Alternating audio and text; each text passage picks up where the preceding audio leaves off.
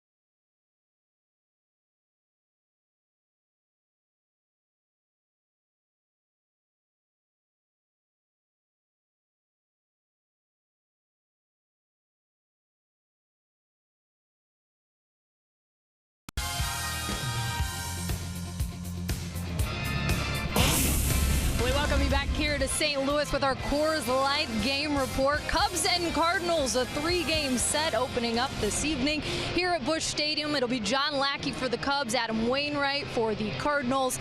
And John Lackey, of course, the team flying in from from San Francisco last night, could have optioned to take an earlier flight, flying commercial, get in, have a few extra hours of sleep, if you will, but he didn't. He said the charter flight is the way to go. But these guys, as Madden would say, wearing it this evening, landed at about 3:34 in the morning, then bus to the hotel, so probably hitting the pillows somewhere in that 5 a.m. range. But all part of the grind, and I had a chance just a few minutes ago to ask Skip how he was feeling coming into this one. Better, yeah. It was awful. Trying to get up was awful, but I'm garnering some momentum myself right now. A lot of guys are out there right now. Yeah, I mean, listen, our guys, like I said, what could you possibly ask for anything more with a group of people? I mean, I know they're going to be ready to play tonight. I know that they're tired, but they'll fight through and they'll be ready to go.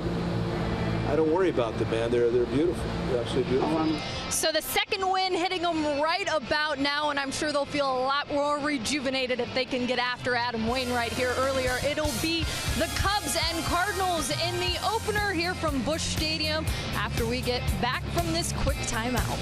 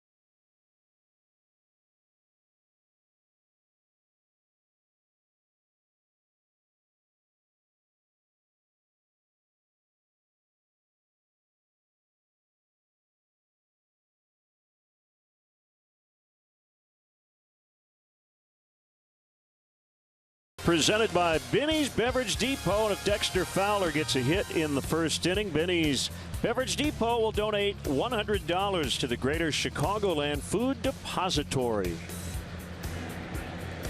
Cubs and Cardinals, about 80 degrees.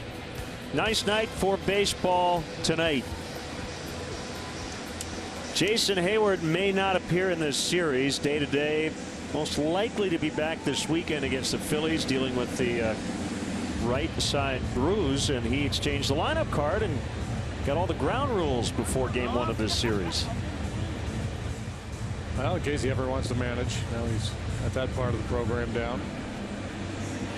Derek May, former Cub and the assistant hitting coach, handling the Cardinal lineup card. And yeah, it's been a strange week in terms of start times. We had the 7 o'clock game in Milwaukee Wednesday. That was a 5-hour extra inning affair. Then the early start on Thursday. Fly to the West Coast. Play late night Friday. A little earlier on Saturday. Later on Sunday. And as Kelly mentioned, landed here about 3:15 a.m. And everybody probably hit the pillow around 4:30. Most guys I talked to slept in. Yeah, I would imagine most guys did. You know, it's weird because you start this trip in Milwaukee, coming off a homestand, fly to San Francisco, and just as your body's starting to get acclimated to the West Coast time, you swing back here to the Midwest, and that's always the challenge. You know, you're just starting to settle in out there, and then you make the long flight back here. But that's the nature of it. That's what it's all about. So you just got to battle through it.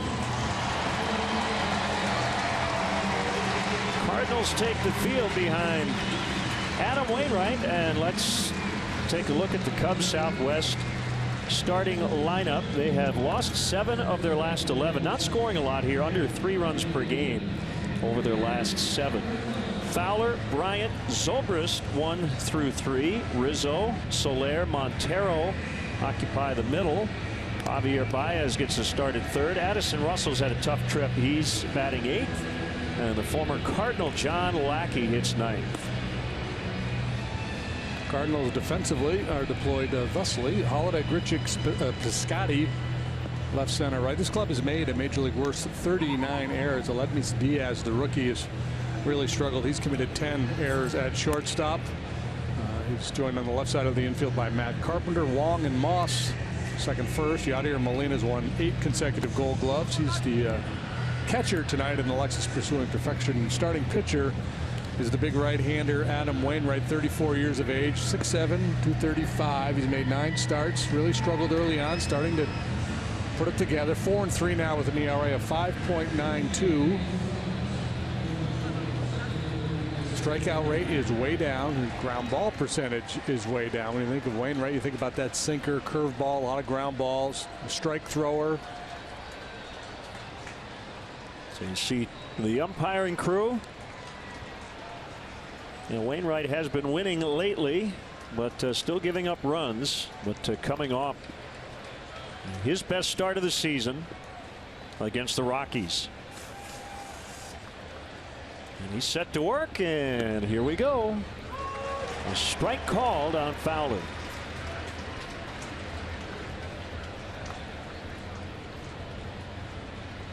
That OBP of 435, that is the lowest it's been all year. That's how great he has been. He got off to such a good start, and you know, there's no way it'd be impossible to sustain the numbers that he was putting up. Well, the batting average coming down some, but he's still having good at bats for the most part. Just about everybody struggling on this trip. 1-2. Cubs are 29-13. 5.5 up on the Pirates, who won earlier today. Cardinals are 7 back. They're just 12-13 at home. Yeah, they had tied for the best home record in all of baseball last year with the Dodgers. They only lost 26 home games all last year, so they're halfway there already.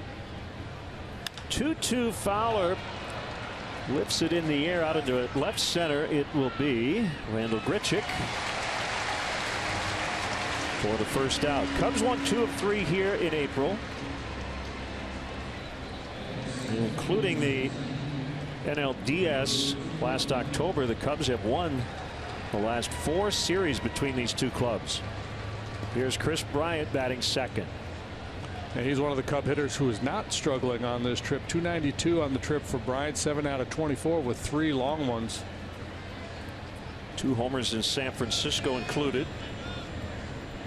Chris is playing right with Baez at third, and that one got in on him and caught the bat for a foul ball.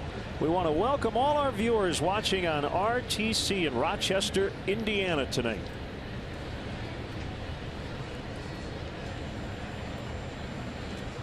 Big leg kick in the 0-1 is softly hit on the ground to Colton Wong. 2 up, 2 down, and it'll bring up Ben Zobrist. Pretty good work there by Wainwright. Starts Chris up and in with a fastball. Some life in on the hands, then goes to the cutter away to get the weak ground ball.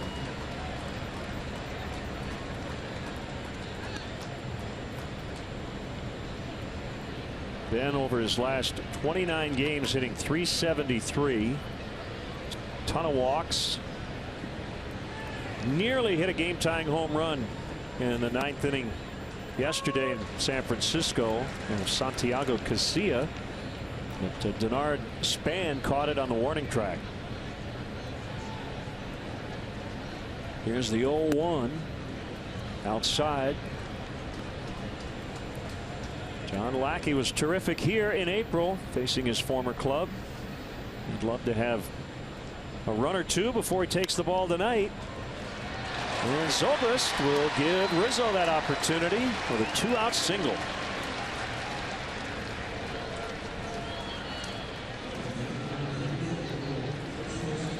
Talking with a couple of scouts yesterday, and they're just marveling over the play of Ben Zobrist. They're saying they think he's the Cubs' most valuable player. Not only just the production, the way he's performing, but the versatility, the fact that he allows Joe to move other guys around. And Chris Bryant obviously is doing that too. So you can move other guys around, and you're not sacrificing.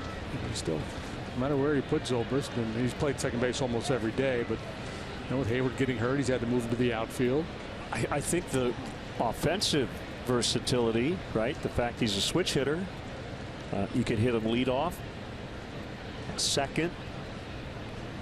He's hitting third tonight. He has mostly provided protection for Anthony Rizzo and Chris Bryant. Yeah, now with the club struggling a little bit, Joe starting to mess around with his lineup a little bit. He's got KB second here today. Zobrist third, Rizzo fourth. Ball one on Anthony. Just one for his last 25.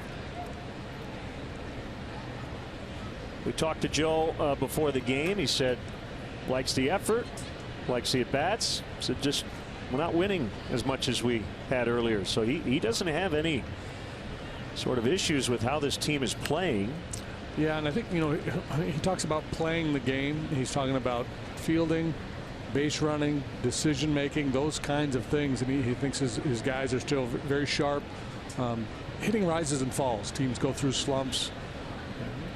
And they're just in a funk right now offensively. So as long as if you're not chasing a bunch of pitches out of the zone, you're still hanging in there, battling in your at bat, sooner or later it will turn around. So he grounds out to Wong to end the inning. Cardinals coming up against John Lackey.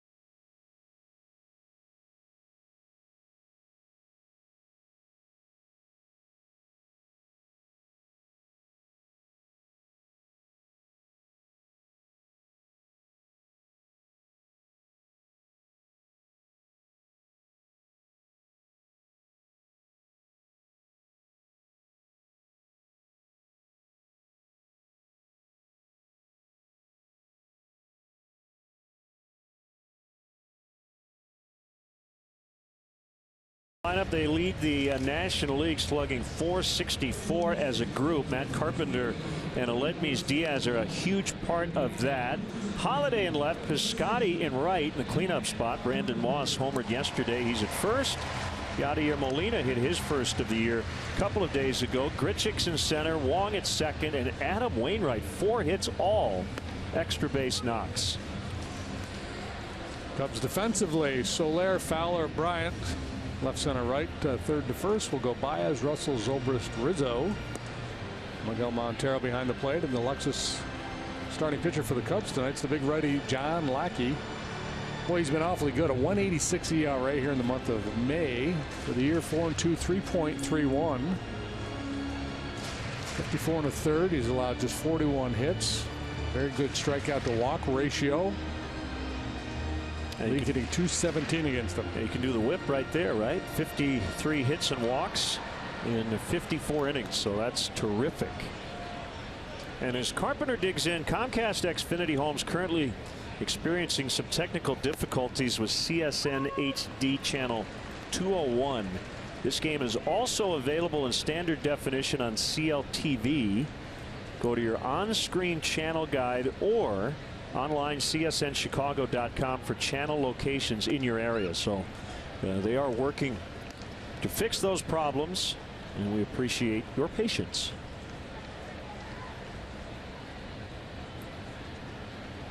Lackey's 1-1. Carpenter hits it hard on a bounce to a backhanding Zobrist, who will throw him out.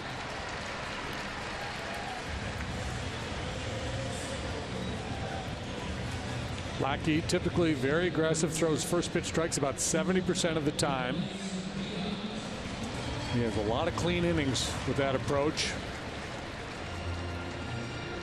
In 6 of his 8 starts, he's allowed 2 earned runs or fewer. He had 2 clunkers. Other than that, he's been brilliant. Well, the Cardinals lost Johnny Peralta in spring training with a left thumb injury. That gave Ledmys Diaz an opportunity, and he has taken full advantage. He's committed 10 errors defensively, but offensively has been on fire. And had been mostly a bottom of the order hitter until very recently moved up to the 2 spot. They put Piscotty in the cleanup spot. He had been hitting second. And Johnny Peralta out on a rehab assignment, due back time in early June. Mike Matheny's going to have to find a way to keep this kid involved. Called strike 3. And Diaz, Peralta, Carpenter, they can all play other positions, so you might see some movement defensively on their infield when Peralta's back. Well, Laredo dropped down heater at 94 miles an hour. Here's Matt Holliday,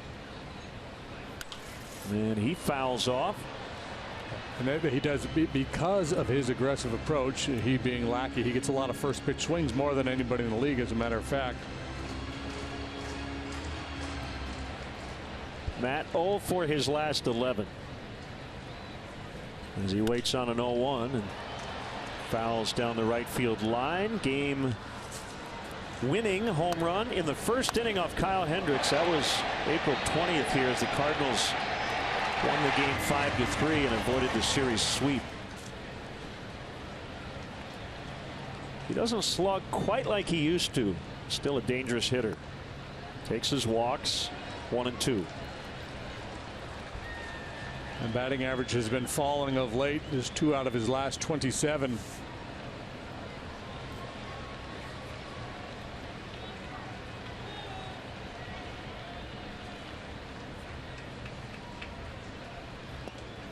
And he went around, and Lackey spins a 1-2-3 opening inning. 0-0 after 1.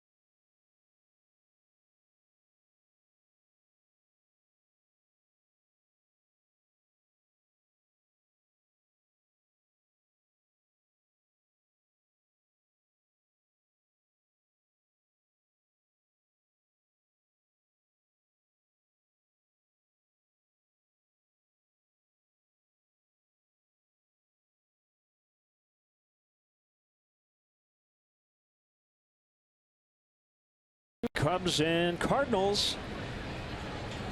Jorge Soler will lead off, batting 5th in the Cubs batting order. Been in a nice stretch as of late.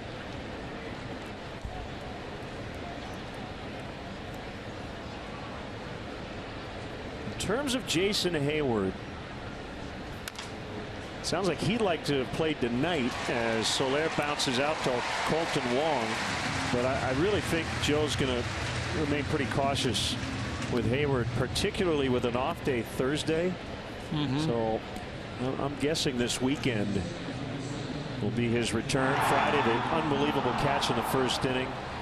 Looked like a shoulder, a collarbone, who knows what. Fortunately, he suffered a bruise kind of in the right rib cage area. And very fortunate.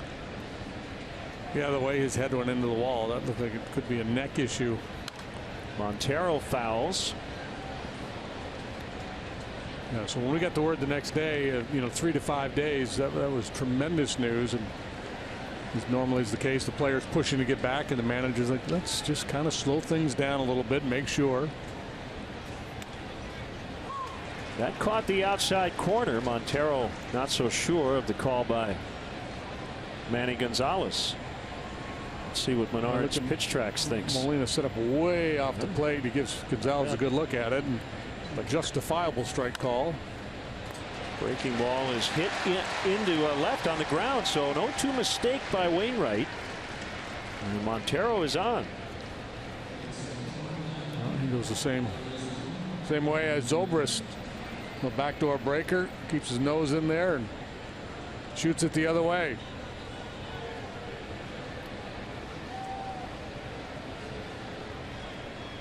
A reminder, Cubs baseball on CSN Chicago is presented by State Farm.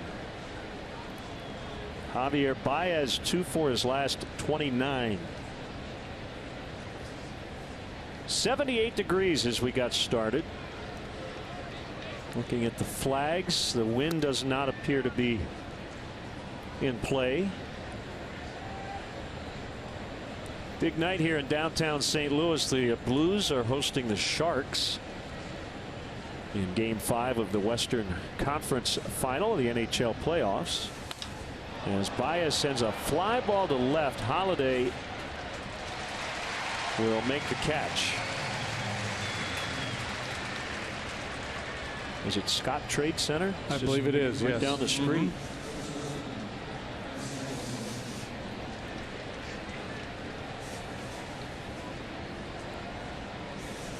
There's the struggling Addison Russell on the trip, 1 for 20 with 12 strikeouts.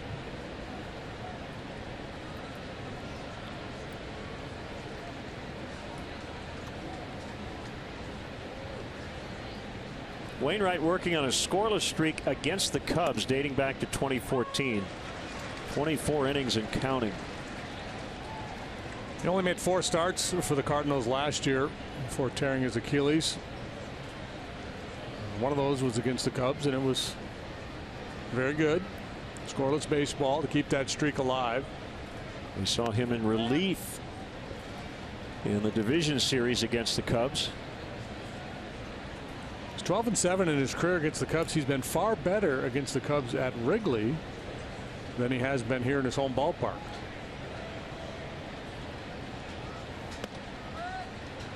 Fastball is inside. And it's 2-1.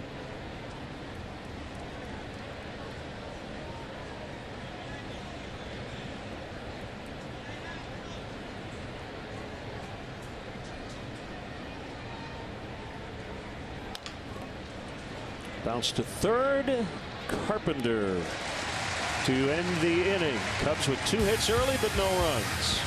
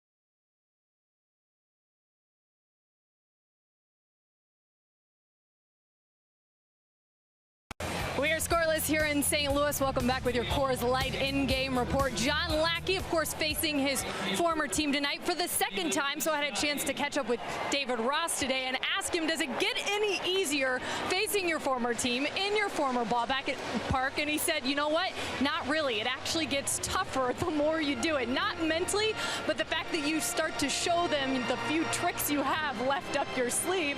And of course, they want to get after you, being former teammates and all. And guys, one guy who spoke about that before the game, Randall Grichuk, said he did not get to go against Lackey the first time around and can't wait to do it tonight. He said, if we can see some of that emotion that he's so known for, we know we're doing something right. So we'll see what Lackey has up the sleeve for his former teammates tonight. Thank you, Kelly. He was really good here in April. He has now beaten all 30 major league teams. That was 7 shutout innings in that game. He struck out 11. One shy of his career high. Only had 1 walk, about 4 hits. Stephen Piscotty takes ball 1 inside. 106 big league games over the last 2 seasons, and he's hit .318. Getting on base at a .379 clip and slugging over .500. A sizzling start to his career. 1-1, fouled away.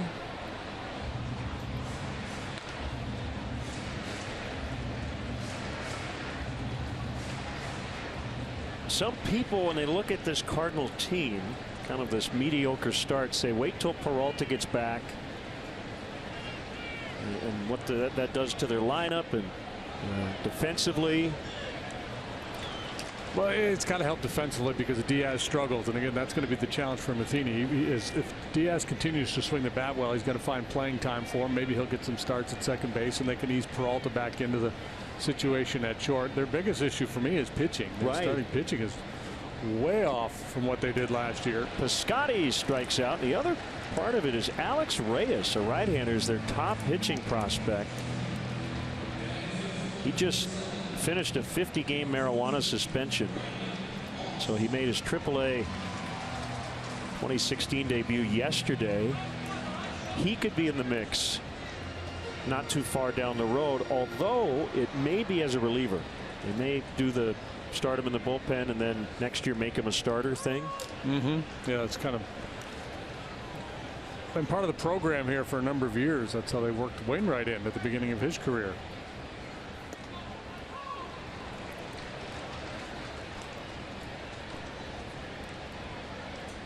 Oh-2 on Brandon Moss.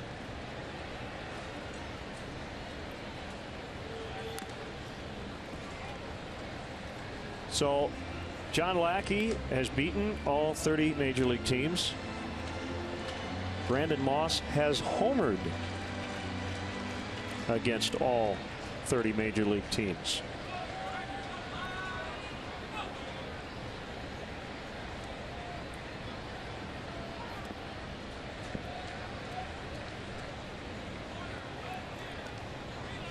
One and two.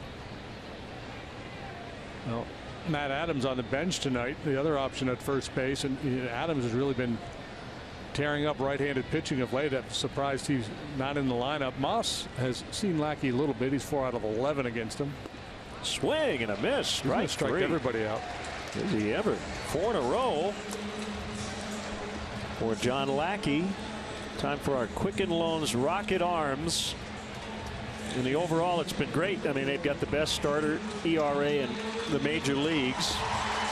We know about Arrieta. Hamill suffered his first loss of the season earlier on this trip. John Lester didn't get out of the third on Saturday. Kyle Hendricks made one mistake last night, and that was it. And it was to the pitcher, Madison Bumgarner. But aside from that pitch, he was terrific. Yeah, he was the walk to Blanco ahead of the Bumgarner double was an issue for Kyle, and yeah, he elevated a pitch up to Bumgarner, and he whacked it into the left field corner to drive in the only run of the ball game. Well, Lackey is dialed in, isn't he? He has thrown 23 pitches, 17 for strikes.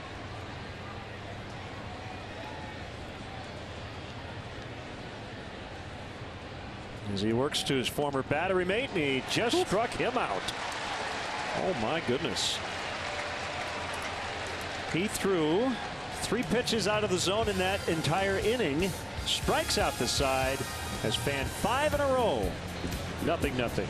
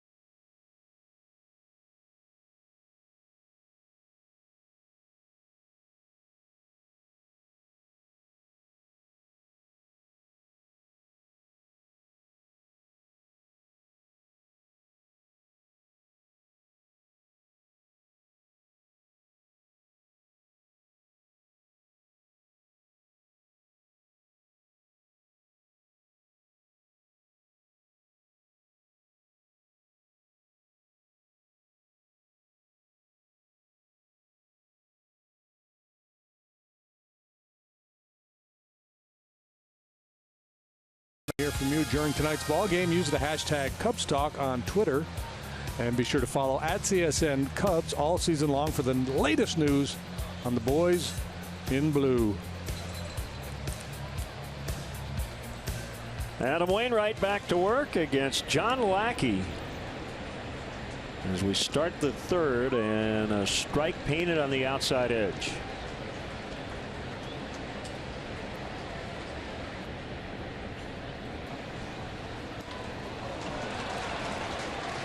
Lifts on a curve. It's 0-2. Both these pitchers like to work quickly, get the ball, get back on the rubber, get their sign, and get after it.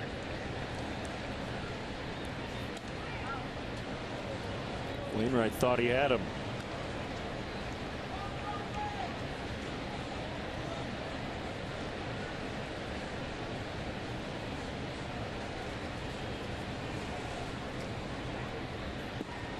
Swing and a miss. He got him for Wainwright's first strikeout, but the story for John Lackey, 5 consecutive strikeouts after a ground out to start the game. Yeah, and you see the breaking ball very sharp. A little slide piece there. That was funky, whatever that was. Changeup, I'm guessing. You saw him drop down. The velocity's been good, 94 miles an hour at times. He's one of those guys. He comes out of that bullpen. He's ready to roll. There's no easing into it for Lackey. Ball 1 on Fowler.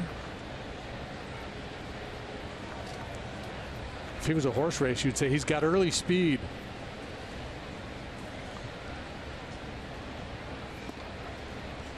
Makeup game earlier today. The Pirates beat the Rockies 6-3, but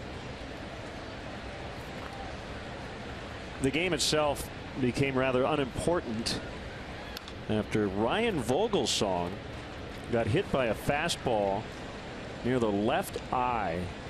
As we check out our T-Mobile greater coverage of baseball, this is hard to watch. Jordan Lyles pitch up and in on Vogelsong. It had to be carted off the field, but he was conscious and looked like he was going to be okay. But man, that is scary. Lucas Duda is going to miss some time with the Mets. Lower back stress fracture. Clayton Kershaw will pitch for the Dodgers, and they need innings out of him tonight. They went 17 in a win at San Diego yesterday. Josh Hamilton done for the year. He'll have knee surgery. He never did play even one game with Texas. That is a fair ball as Moss will take it to the bag. Kevin Kiermaier of the Rays, 8 to 10 weeks. He's got a broken left hand. Alex Gordon's got a broken bone in his hand. A lot of injuries here.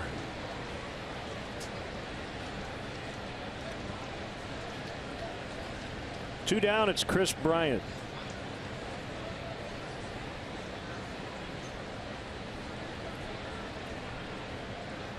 So for Josh Hamilton, it will be his third left knee operation in a calendar year. He's 35 years old. Next year is the final year of his 5-year deal that he had signed with the Angels. He has to be wondering if he's ever going to make it back. Yeah.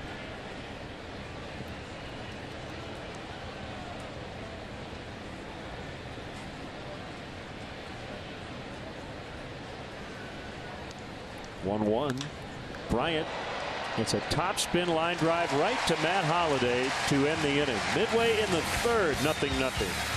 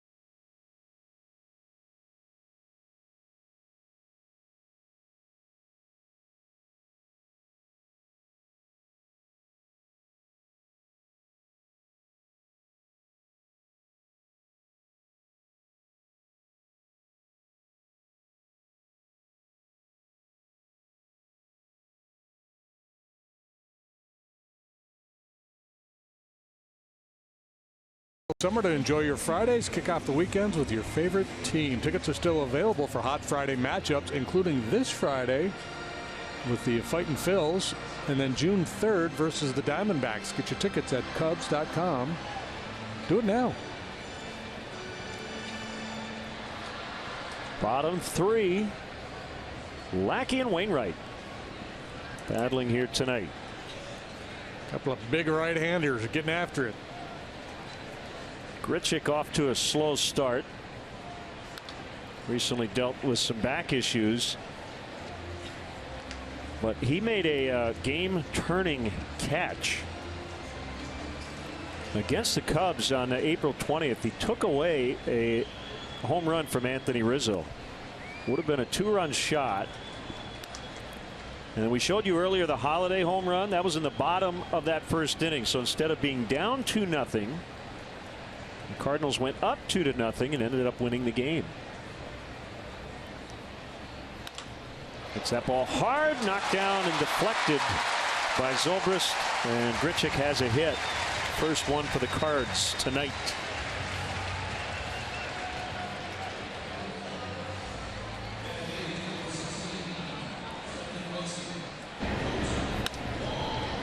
Sharply struck, been able to get leather on it, but couldn't secure the baseball. Otherwise, he would have had time to get up and throw him out.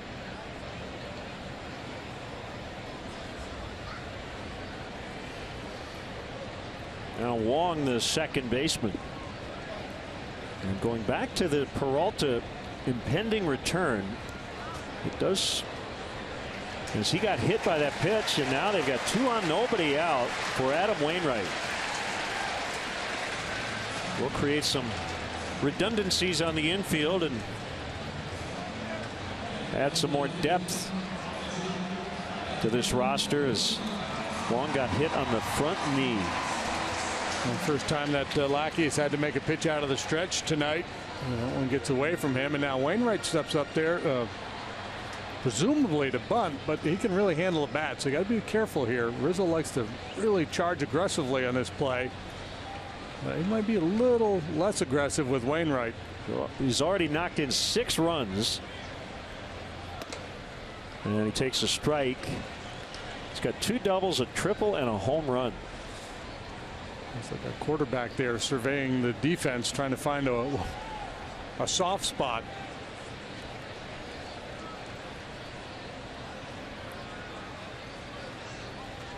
Well, Wainwright is just a good player. He's won a couple of Gold Gloves for his defense.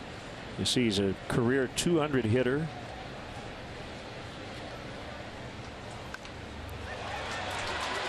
And Lackey will take the out at first.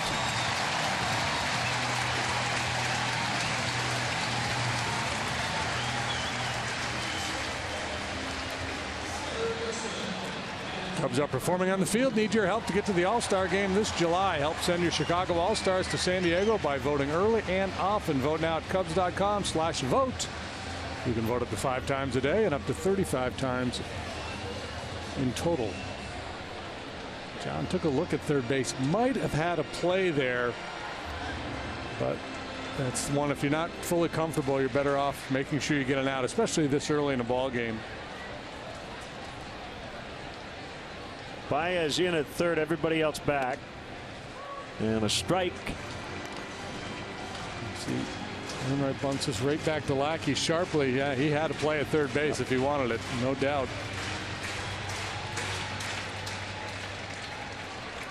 Carpenter comes in with the lowest batting average of his career, but the highest OPS because he's walking and hitting for power.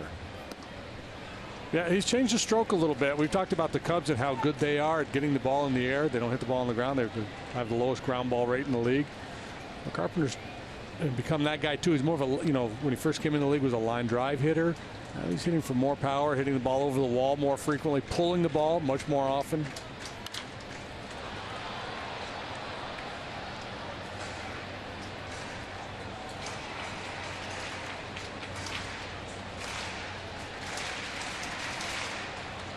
Always been a good 2-strike hitter.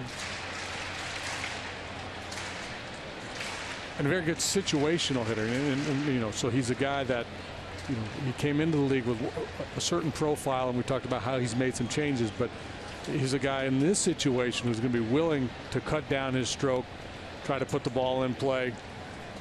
Sounds like a catcher they've had for over a decade, doesn't it? Yeah.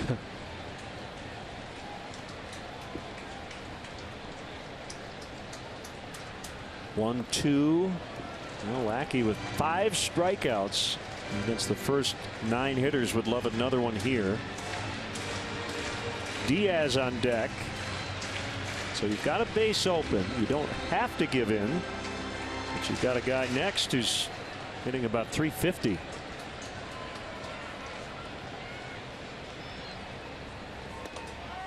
Could have been just a little inside, maybe.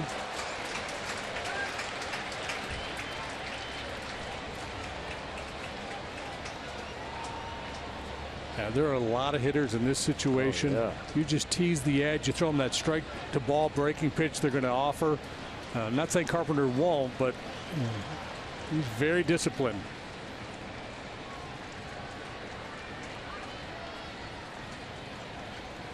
There are a number of hitters you could beat with a bad pitch in this situation because they get greedy with a couple guys in scoring position.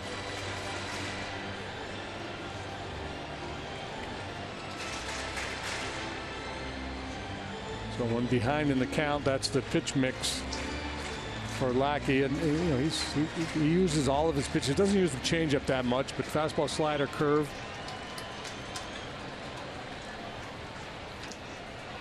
And he walked him, so he would not give in. And neither would Carpenter. Yeah, two stubborn cats right there. Lackey didn't want to throw a cookie over the middle of the plate, and Carpenter wasn't going to swing at John's pitch. Here's the rookie Diaz, right at 350. Came in 4th in the majors in batting average. He has already been a 2 wins above replacement offensive player in 41 games.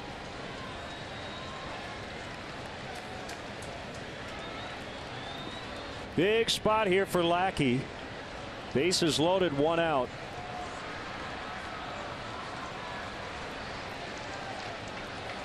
And with an offense not scoring a lot of runs, becomes even bigger. Yeah, so let's talk it over, make sure we're on the same page here.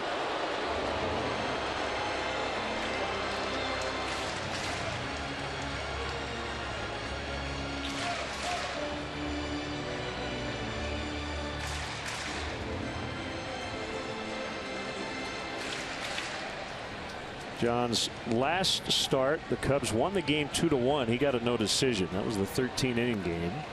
That's low. 2 starts ago, he lost to the Padres 1-0. So there hasn't been big margin for error.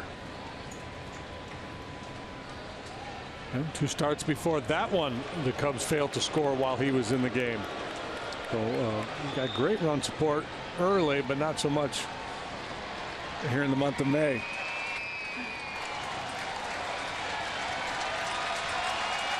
(1-0) hit in the air. Soler coming in. Grichuk ready to tag. Catch is made. Here comes the throw to the plate. It'll be cut off by Baez, and the Cardinals lead 1-0 on the Diaz sacrifice fly.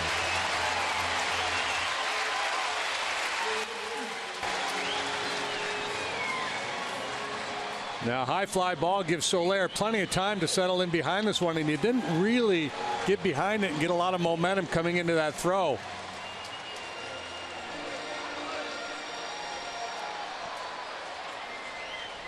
So what's left is runners at first and second, and the batter is Holiday.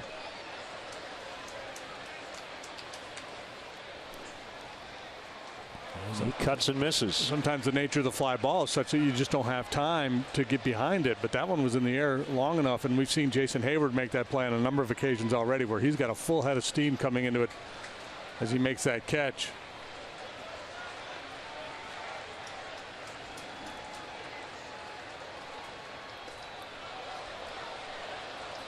Holiday held that time 1-1. See how he's kind of drifting towards center field. He's licking the fingers, getting the hand ready, but he continues to drift towards center field. Yep. And he's off center as he catches that ball, so he's got to square his shoulders, and he doesn't have any momentum coming into the throw.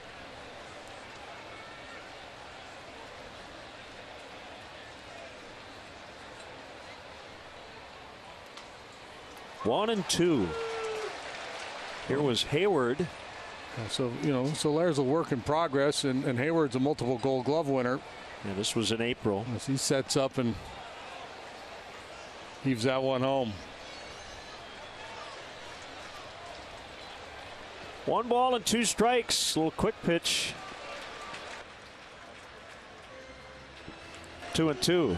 So Lackey varying his delivery there from the stretch.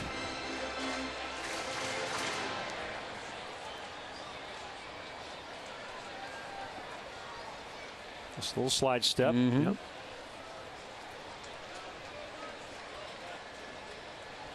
Everything in this sequence down, down, down.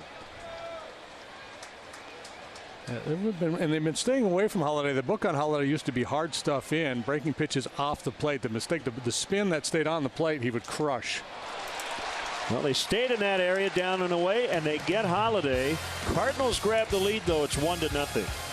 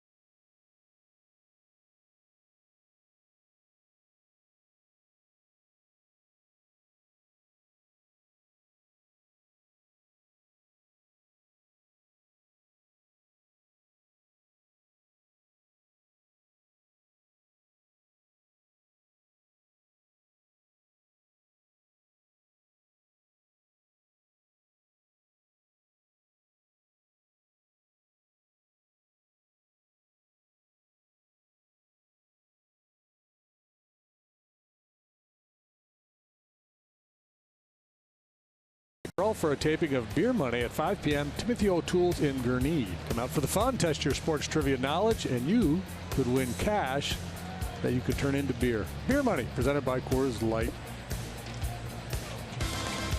1-0 St. Louis.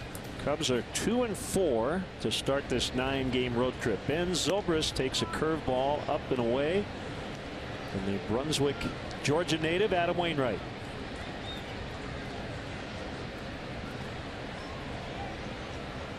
Story's been told a few times. Zobrist from Eureka, Illinois, grew up a Cardinal fan. But then again, his manager grew up a Cardinal fan in Pennsylvania. Once you put on that Cub uniform, it's a different story. Sinker misses the outside, and it's 2-1. Ben was not heavily recruited. He was not drafted out of high school, was not heavily recruited out of high school to play college ball. Started at Olivet Nazarene. And he turns on one and lines into right. And then on to Dallas Baptist before being drafted by the Astros in the 6th round. And now he's just the best baseball player in the world. I mean, he's on base every time. It's unbelievable. It's like Roy Hobbs.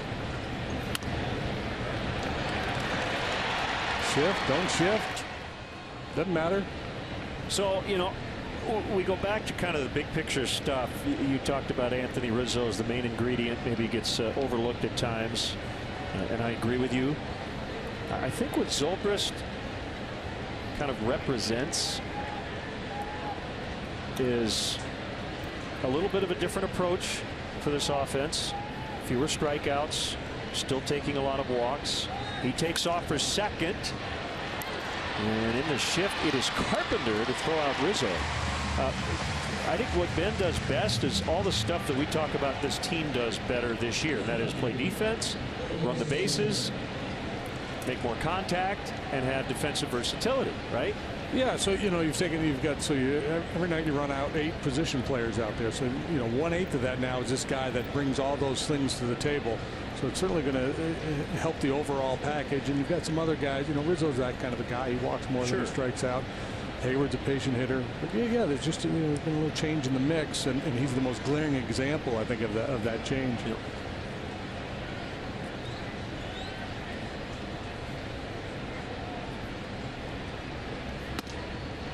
Curve taken for a strike. See, when Anthony's right, when he's in a groove, I don't think you play hit and run with him. You know, you just want him to sit back and try to drive the ball. But when he's struggling, he's been hitting the ball on the ground a lot lately. It makes sense to start a base runner. Maybe Anthony's able to squirt one through an open hole. The shift has been eating him up lately. Managers with struggling hitters a lot of times like to put on a hit and run play because it takes the thinking out of it. You know, just, hey, we're running and you're swinging.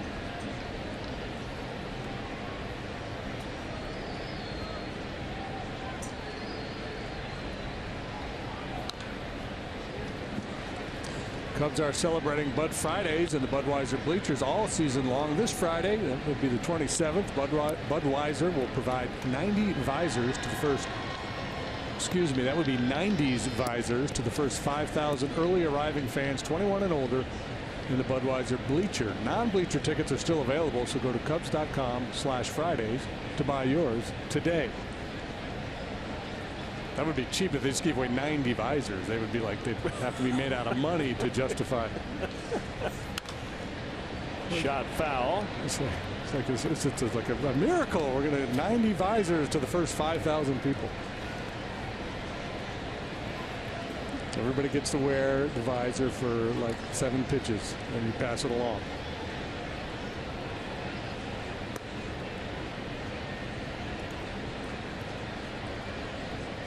Are visors a 90s thing? I guess so.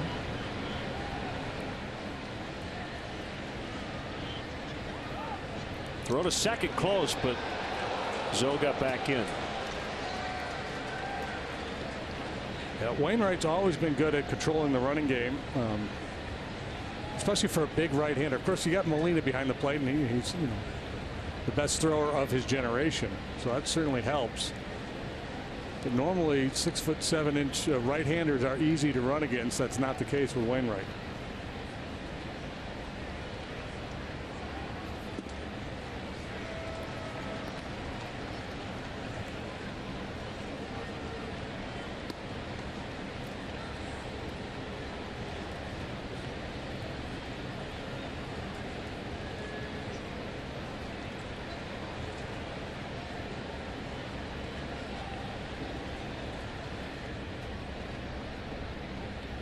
Oh, he got hit. And that was a fastball or a cutter that got away from him.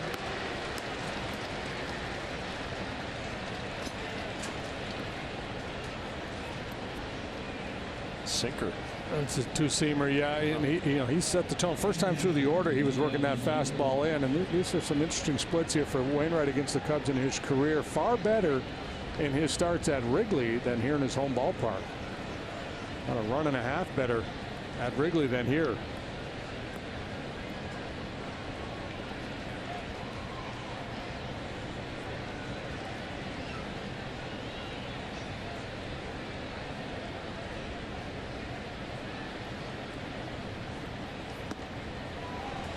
Montero went around.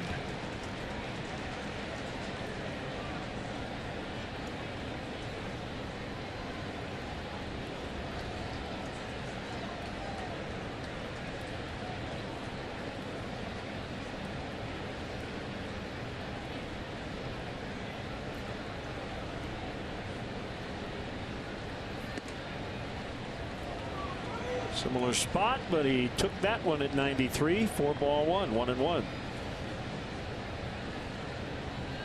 A little more life on that fastball for Wainwright than I anticipated. I was looking at his numbers earlier today. He's averaging about 89, 90 miles an hour with the heater.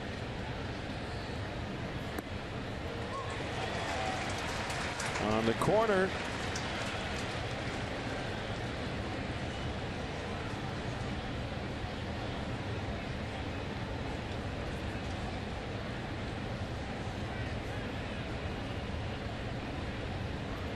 Again, we apologize for the technical difficulties Comcast and Xfinity homes are experiencing with CSN HD channel 201.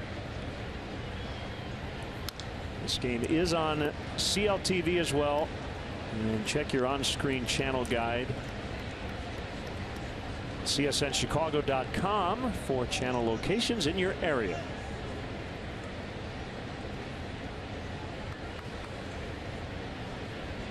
Although, if you can see us right now, that's good. Stay right where you are. Yeah, Len said to change the channel. We better change it. If you can hear us. 1, 2, and it's now even. Wainwright having a hard time finishing off Montero here. He has just one strikeout so far tonight. That was John Lackey back in the third, and he has not gotten a lot of swings and misses this year. He has the lowest strikeout rate in the National League among pitchers with enough innings to qualify.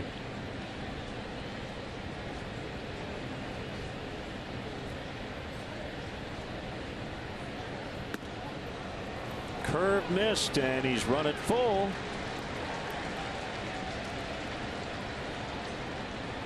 Send or no send? I'm a send just because of what I just said, because of he's not striking a lot of people out. Montero, I like his chances of putting the ball in play here. We're going to have a big powwow about it here out in front of the mound.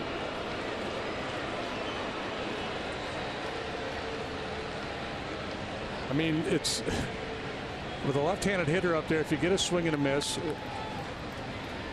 or called strike 3, and with Molina behind the plate, he'd have a real clean shot at Zobrist at third base.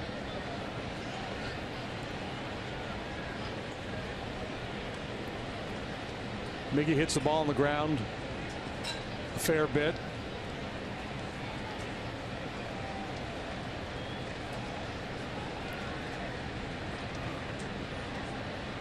They are not running, and that ball shot out toward the gap.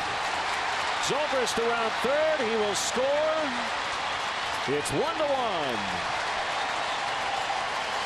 Montero 2 for 2 tonight. Good at bat by Montero down in the county. He hung in there, battled. He tried to go a little backdoor breaking ball, stays on the plate, and again Montero staying inside and shooting the ball to the middle of the diamond. Zobrist so active out there on the bases. I like to watch him play. If you're a young player, you come out and you want to focus on a guy to just learn how to approach the game, never take a pitch off. Zobrist would be a good guy to keep your eye on. First and third. Cardinals will play it double play depth up the middle. Moss holds on Montero at first. And Baez bunts, fair ball, and go. Molina hangs on to it. Well, it looked like Wong was in the vicinity, but was he at first? He was kind of late getting over there. Yeah, so Molina just decided to eat it, and it's a base hit. Wow. Soler held at third, so Molina had two plays, second or first, and it looked like first was the best shot, but as you see, there's nobody there. Yeah, you see Wong late coming into your picture there, but he's well towards second base.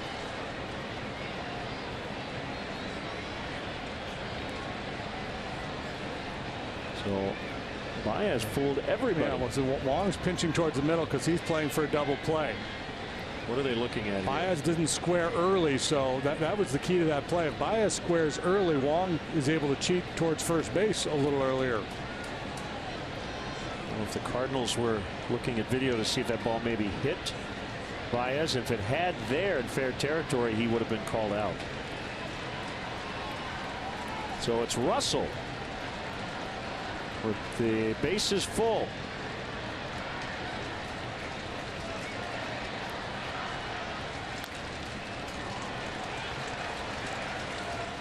Interesting how this play develops. He's just trying to push this ball out to the right side. It's actually behind him.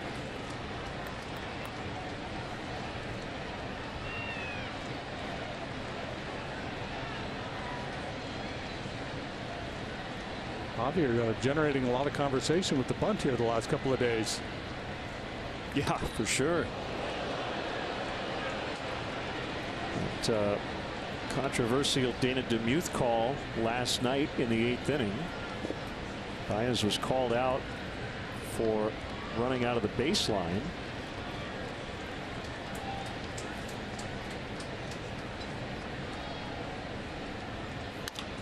On the ground. They'll only get one at second, and the Cubs lead 2-1. Fielder's choice and an RBI for Russell.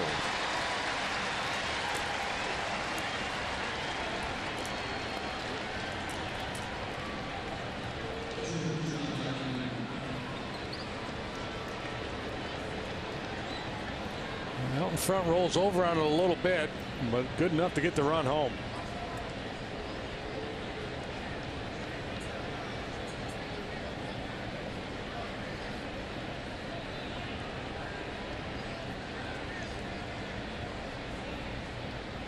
First and third, 2 outs. Lackey looks at a strike.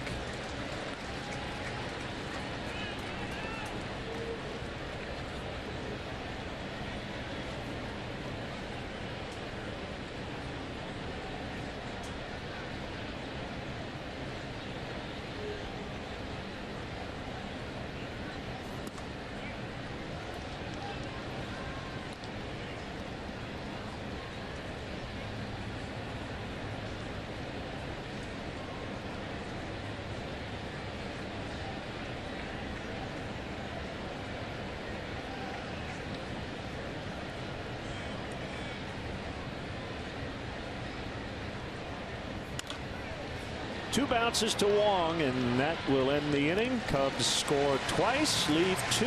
It's now 2-1.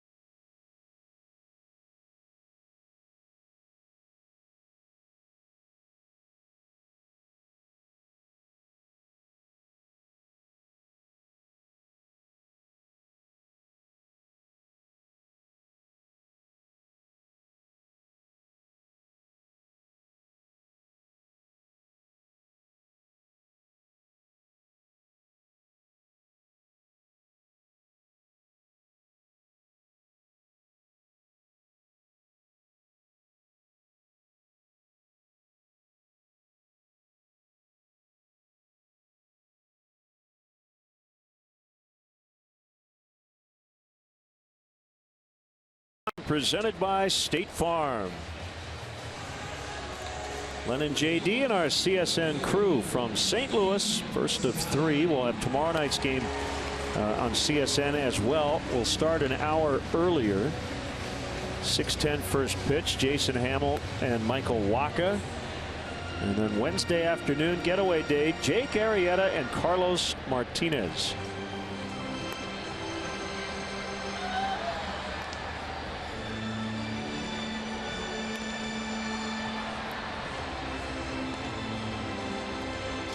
Cardinals will have Piscotty, Moss, and Molina.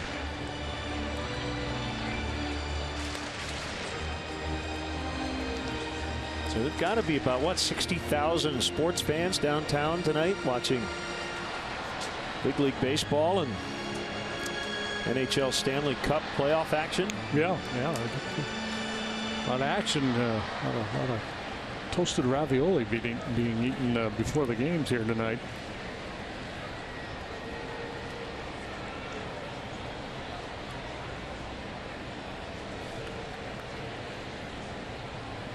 It's a big St. Louis thing. Toasted ravioli. Yeah, it is.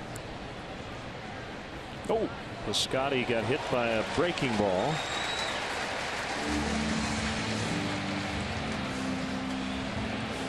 Well, third hit batsman of the game.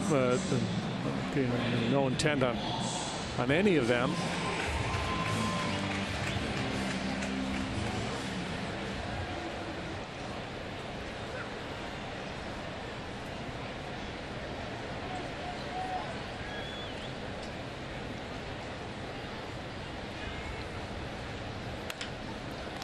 That's a double play as Moss lines right to Rizzo, and he steps on the bag. You see, now, whenever a guy hits a little flare for a base hit, and players will refer to that as a thing of beauty, this is a pitcher's thing of beauty right here. He gives up a rocket after hit batsman, and boom, like that, he's got 2 outs.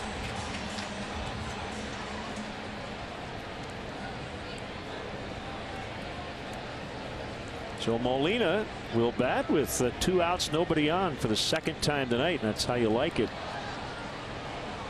Saturday against Arizona, he ended at 232 at bat, homerless drought. Big series against the Cubs in April, 5 for 10. Always seems to hit Cubs pitching. 311 in his career.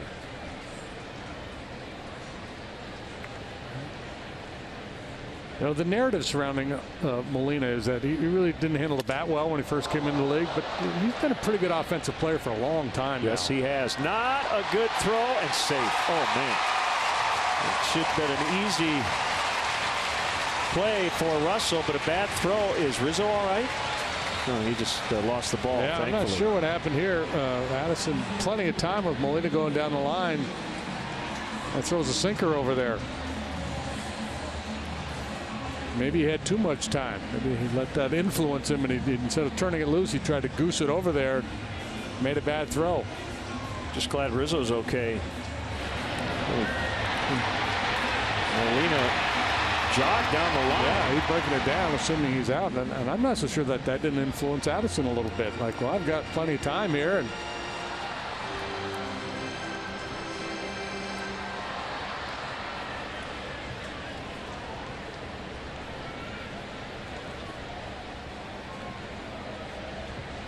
that would have been a 5-pitch inning. So there's number 6, and Grichuk looks at a strike.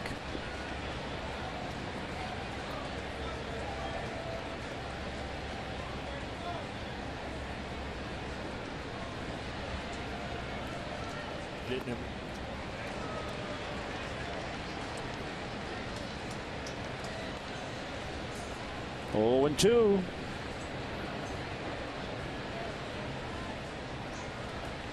it's a little muggy out there tonight. It's a warm night.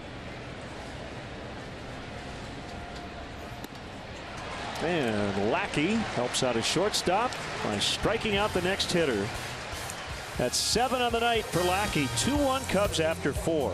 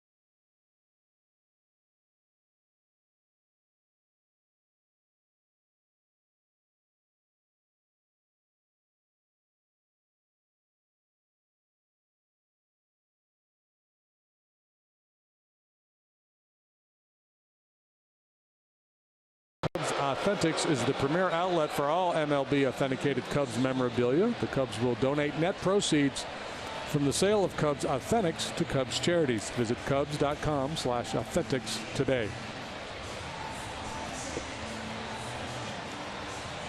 Cubs carry a 2-1 lead into the 5th inning.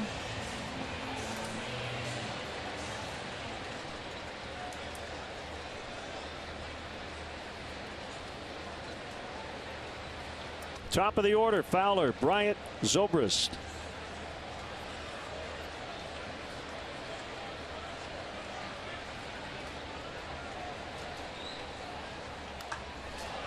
Into right, diving catch, Piscotty. Nicely done by Stephen Piscotty.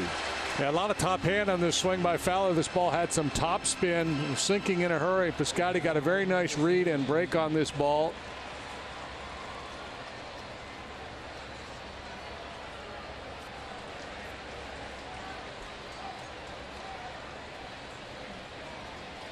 So 1 out, and it's Bryant. He has grounded out and lined out.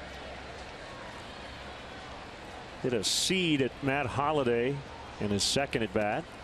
And a fastball right down the pipe.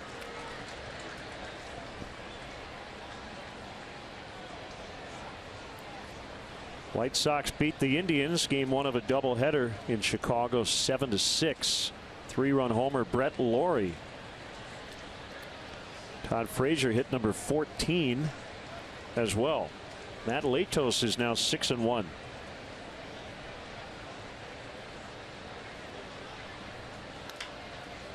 To third, that is just foul. Foul ball.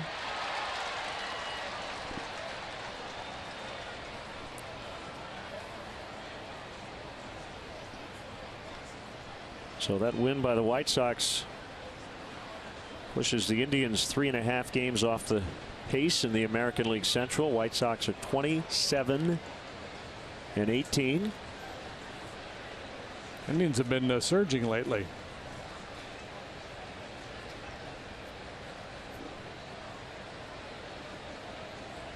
Pretty tightly packed bunch there in the AL Central, except for the Twins, who are 14.5 back.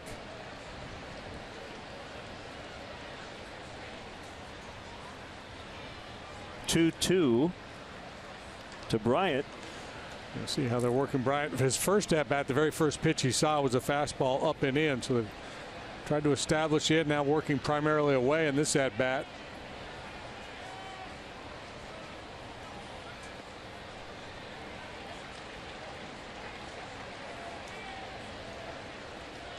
Wainwright drafted by the Atlanta Braves in 2000, 29th pick in the first round. Traded to St. Louis prior to 2004. Following year made his major league debut. And he walked him. You mentioned pitched in relief late in 2006. He became their closer. Right on through the playoffs as they won the World Series.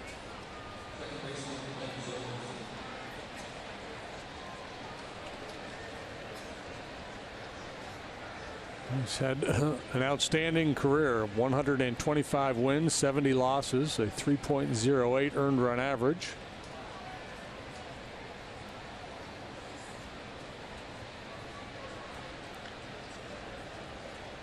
Another well-earned free pass by Chris Bryant.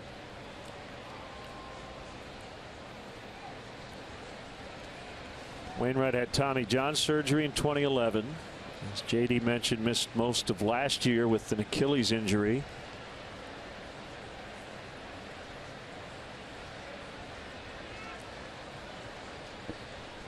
And the pitch over but low.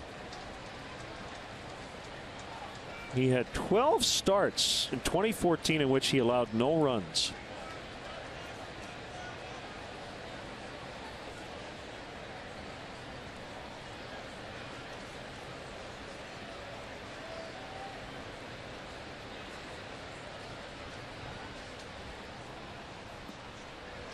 Finished runner-up for Cy Young on a couple of occasions, did he not?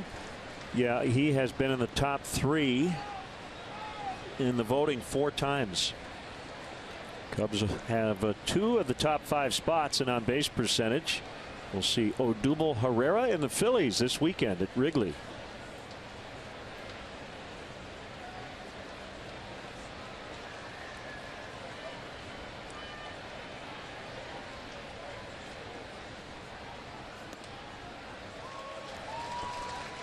Pitcher strike, 2-1.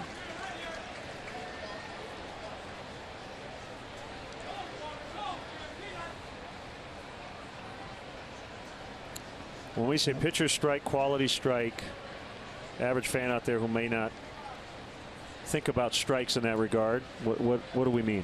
Well, if a hitter's looking for something to drive and a hitter's count like that, that's not it.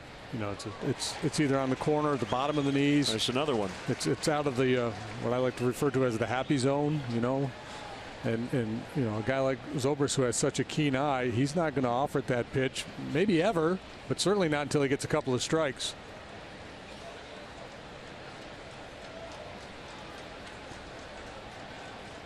Now, 2 very quality strikes in this at bat. Still 2-2. And I think that puts the running game back in play too. If you're Joe Madden, if you want to, you can play a little run and hit here. Trust Zobrist to either put the ball in play or fight a tough pitch off. Again, you know, Molina changes the math. I think he would definitely have him on the move if he goes full here. That's something Wainwright's trying to avoid. Well, backdoor cutter maybe. Looked like Molina asked for a changeup, and Wainwright shook him off. He doesn't use his changeup that often, but that's what a guy like Zobrist will do. You got to show him something different.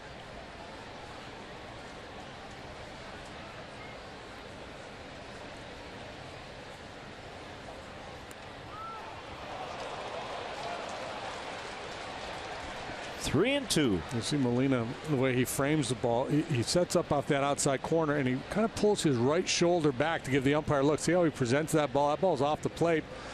By the time that, you know, that we get the freeze frame, he's pulled it subtly back into the strike zone. Bryant goes. Ball four. Back-to-back walks. That's just good work by two real professional hitters. Good solid approach. Both guys not panicking down in the count.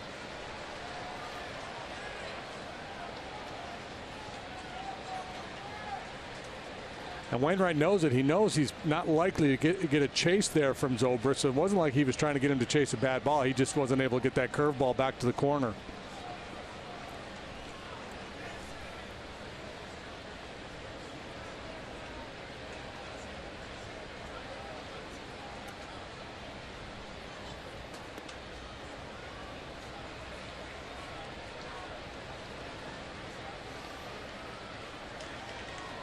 Wainwright really searching for answers early this season. He struggled out of the gate. He's gotten better and better with his last 2 or 3 starts. His best start was last time out. But I think unless he finds a way to strike some people out, it's going to be a tough go for him. 1-1.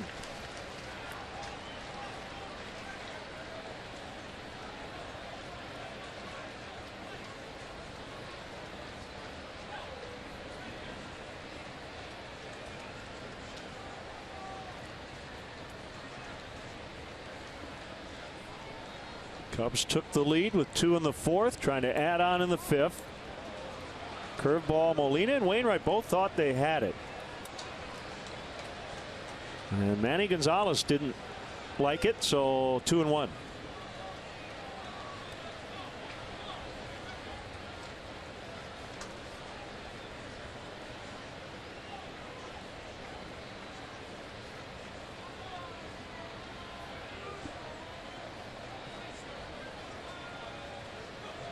Wainwright to the plate, and Rizzo breaks his bat, but a base hit to left.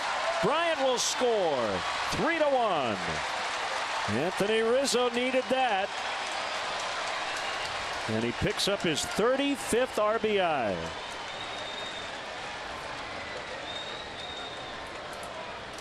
Go back with a two-seam fastball running away from Anthony. Hits it off the end of the bat.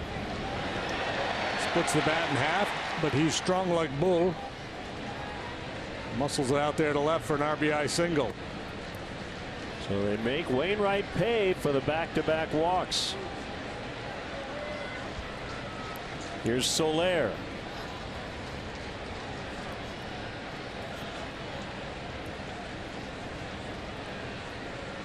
Zobrist now at second, Rizzo at first. Swing and a miss. Premeditated, perhaps.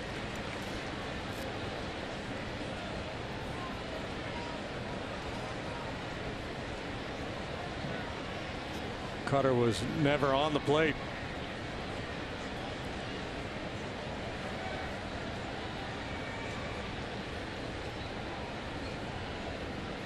Wainwright has allowed 6 hits. He's walked 2. He's hit a batter, and that was Soler his last time up.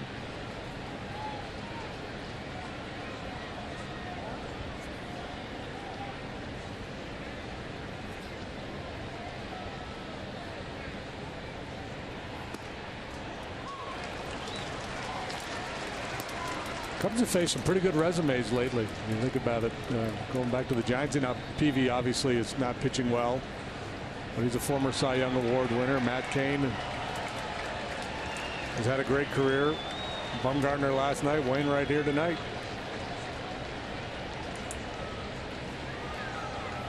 Swing and a miss. He struck him out on the curve. Well, just his second strikeout of the night. And not a good AB there for Jorge. Didn't really make the adjustment. They started him with that cut fastball well off the plate that he offered at.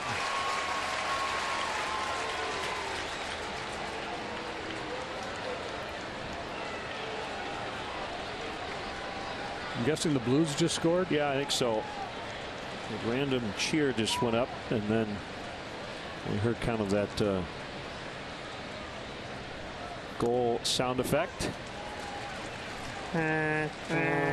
Oh, 3-2.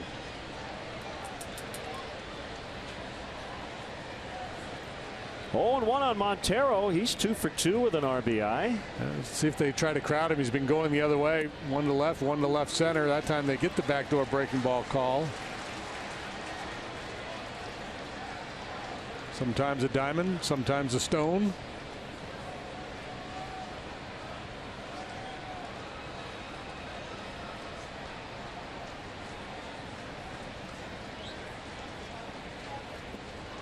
And Wainwright gets out of the inning having allowed 1 run and trails 3-1.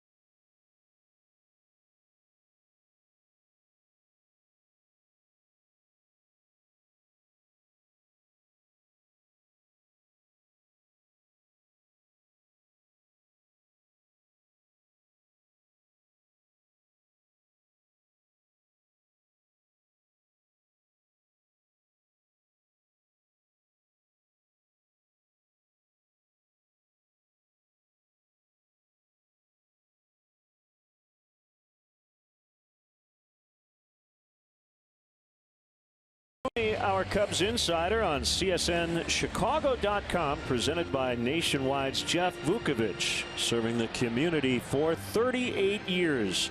Go to jeffvuk.com. Nationwide is on your side. Chat with Patrick in game tomorrow night. Wong, Wainwright, Carpenter, 8-9-1 against John Lackey.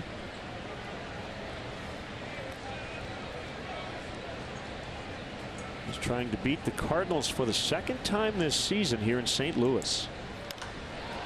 Wong hits one a ton, way foul to right. 1-1. I was talking with Chris Bosio before the game, and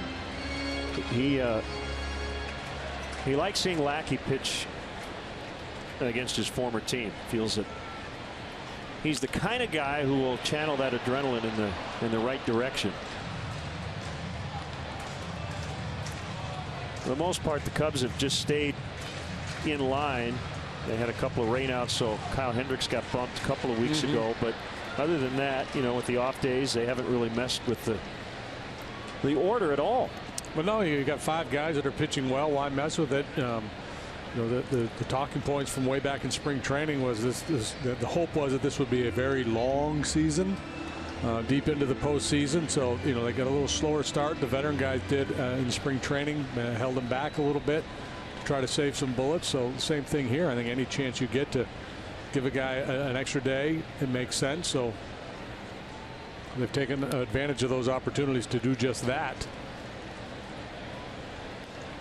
Yeah, normally when you hear a long season, that means bad season, but you mean literally a long. Literally, yeah. Maybe an extra month. Yeah.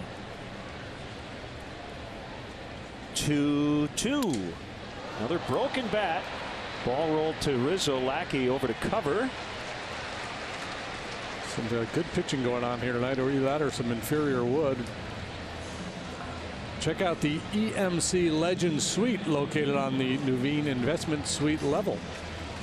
Not only will your group enjoy a gourmet food and beverage package, they'll also receive a pregame tour and a visit from a former Cub player during the game. For more information, visit Cubs.com/premier.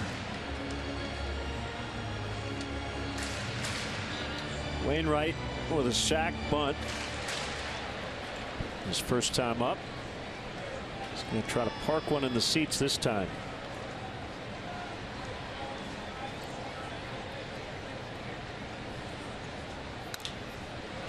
Bounce to Baez. Backhanded play on the short hop. 2 gone. That was a tricky little hop there for Baez. Didn't really have time to set his feet, to square up and get behind that ball. It was all about just good hands.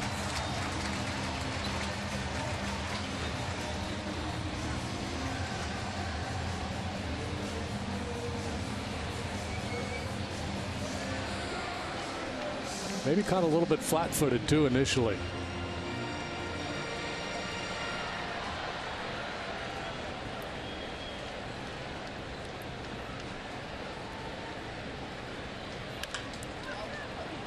Rizzo again to Lackey. Another 8-pitch inning. That's 16 pitches the last 2 innings combined for Lackey.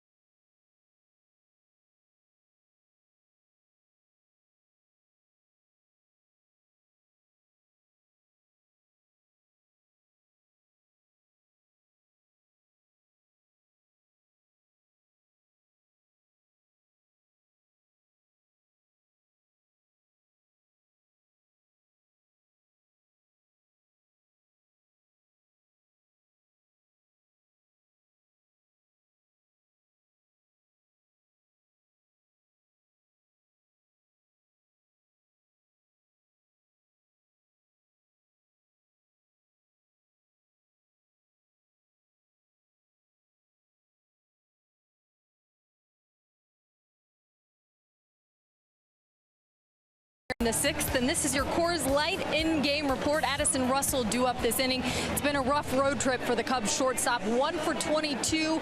Did scratch across the run, that go-ahead run there in the 4th, but I had a chance to chat with him this afternoon and just discuss when he goes through stretches like this, where he starts, and he says it's all about film for him. He'll go back with John Maley and try to find a couple at-bats where he felt really good, whether it's timing, rhythm, something he's doing with his leg kick guys, and he says he'll start there and then he and John will kind of break that down, and it's all about the feel. He says right now he's just trying to get that feel by working out through these stretches here, but certainly something. It was good to see him scratch that run across there in the 4th. Thank you, Kelly. Any little thing you can do to contribute and start feeling good about yourself. Right down Main Street on Baez for a strike. 3-1 Cubs, 6th inning.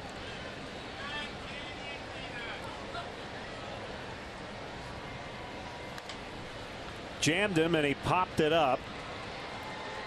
Shallow in the grass in the outfield. It's hauled in by Wong. And you'll notice watching, well, of course, Molina, he's been around so long and his pitchers really trust him. They like almost never shake him off. And he and Wainwright have worked together for so long now. It's going to be impressive to watch.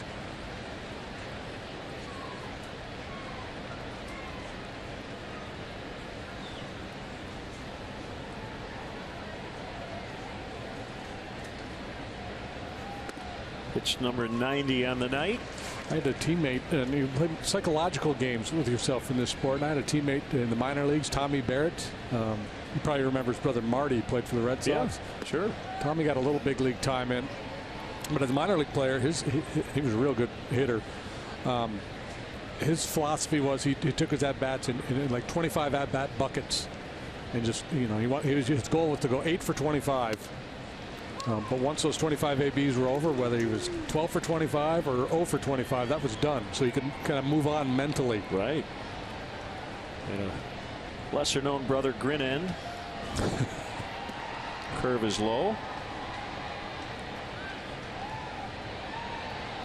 2-2.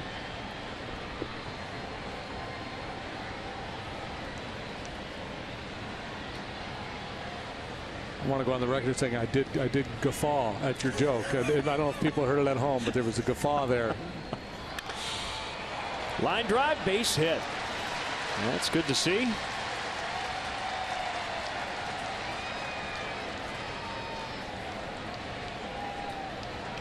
Yeah, so he got the RBI, and now he gets himself a knock. And we say time and time again, a struggling hitter, a lot of times you're better off if you just think middle away. Just try to stay on the ball, try to shoot it the other way.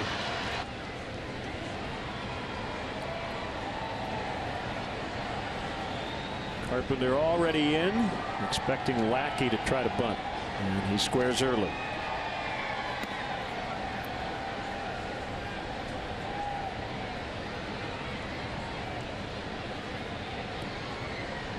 Oh, 0-1.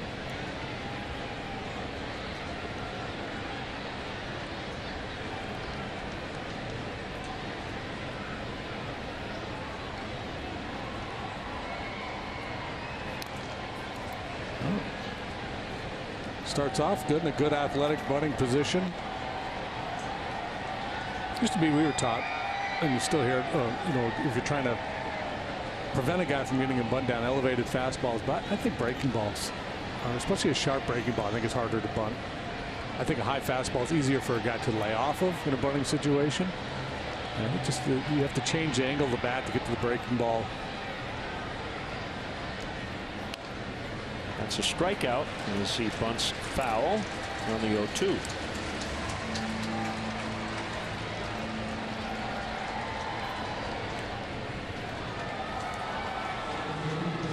Folks, join the Cubs season ticket holder waiting list. Do it today. Claim your spot in our lineup for season tickets. It's easy and free to register. For details, visit Cubs.com/waiting list.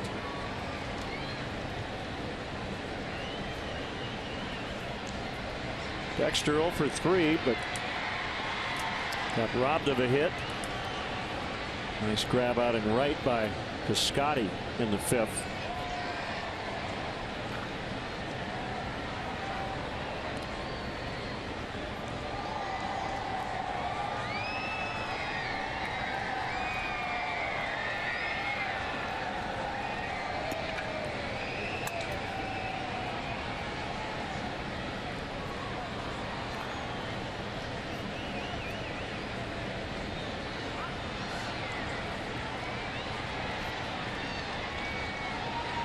Tigers lead the Phillies 5-4. Bottom of the 7th in Detroit. Interleague action.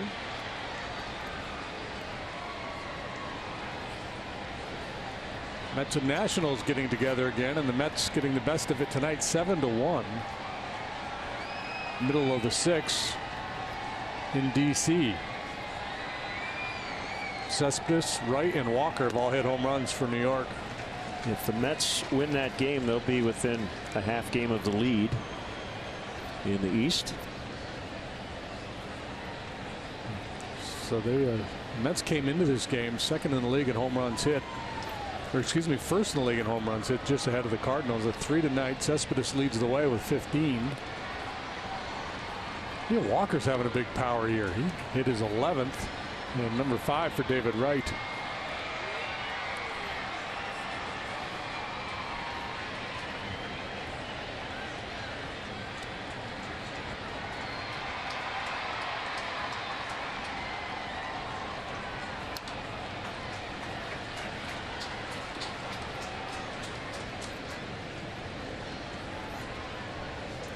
So the Blue Jays beat the Twins yesterday. Jose Bautista hit his 14th career home run in 21 games at Target Field.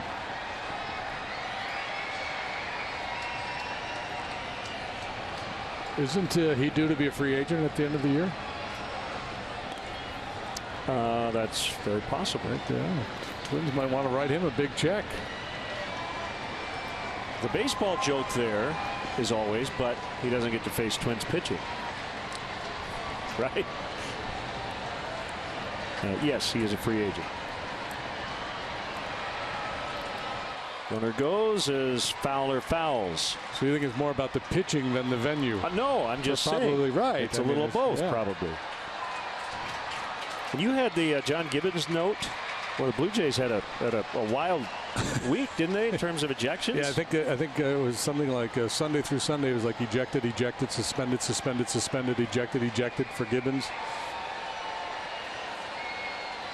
Josh Donaldson hit a home run and then stared at the Twins dugout because they were not getting along, and so they threw at him in his next at bat. Curve is low, and the throw on the money, but Diaz couldn't hang on to it. He might be hurt. I don't know if he jammed his hand or thumb.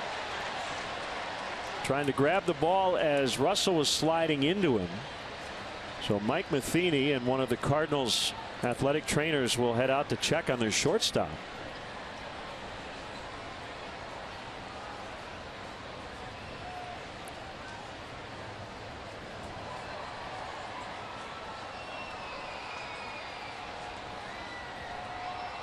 Yeah, it looks relatively harmless, but clearly he's in pain.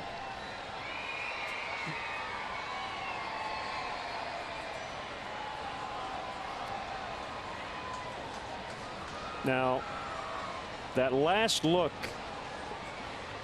looked like maybe the left hand was turned kind of, if you had your palm down, that thumb kind of going under, maybe tweaking his wrist. Yeah, that was my best guess too. It's thumb or wrist.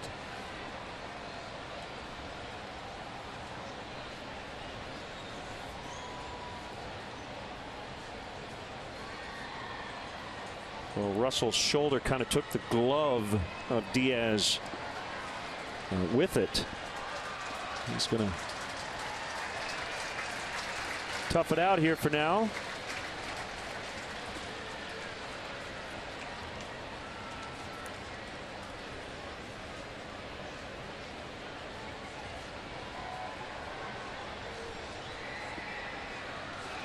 Meantime, 2-2 on the hitter.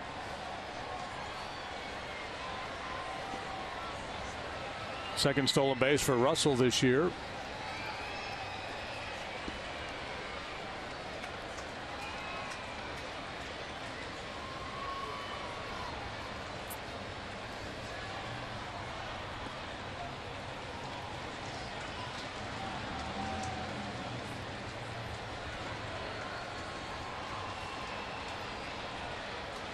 Last couple innings, Cubs have really made Wainwright work awfully hard.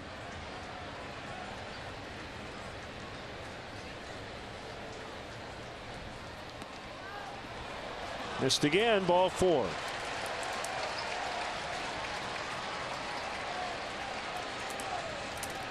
That might be all she wrote. Here comes Mike Matheny.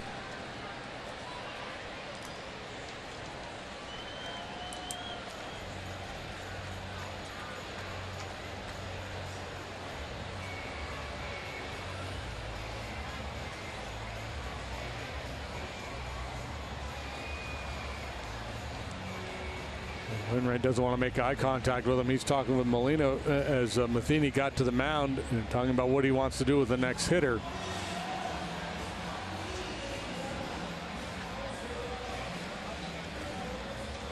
This is a bit of a gamble on the part of Matheny.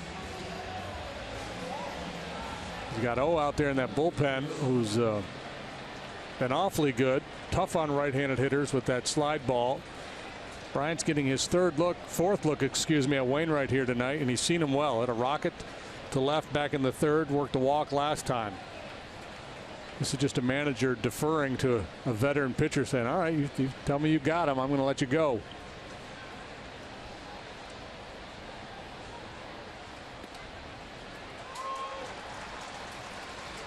And it looked like they were trying to go back in, and it drifted back out over the plate on him.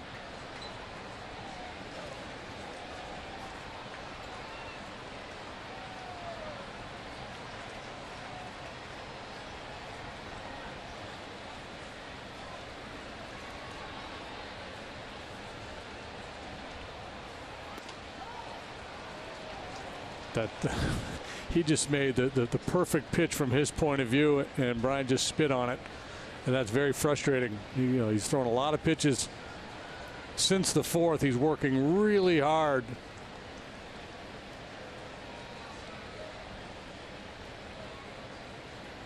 I was looking at Bryant's numbers before the game. His great stats. He is at the moment having almost the exact same season he had last year, except for one thing: striking out less. Yeah, way less. Everything else is almost right on the button, and that's good. Yeah, and he's hitting for power, home and road. Remember last year he had so many of his home runs at home. Right. He's hit as many on the road this year as he hit all last year on the road. Rookie of the year last season. Tapped off the end of the bat. Wainwright will pick it up and just take it by himself to end the inning. Yeah, no sophomore slump for Chris Bryant. 3-1 Cubs.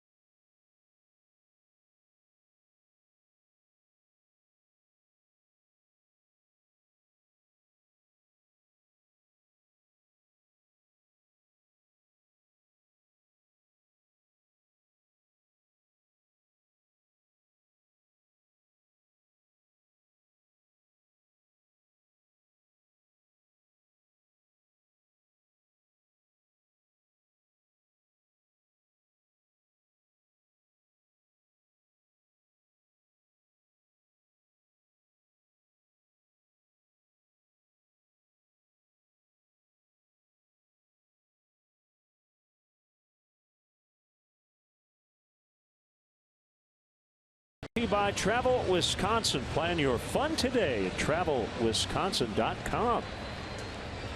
Hamilwaka, Arrieta, Martinez, All 6 starting pitchers in the series right-handed. Speaking of Waka, today is the anniversary of the release of Pac-Man.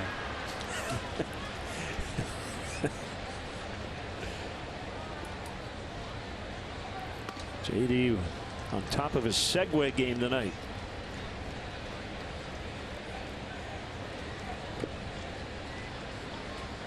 Diaz tweaked his left hand or wrist on that Russell stolen base, but stayed in the game. They do not want to lose his offense. 1-2. Pretty free and easy swinging in the bat there. This kid impressive. He really lets that bat fly.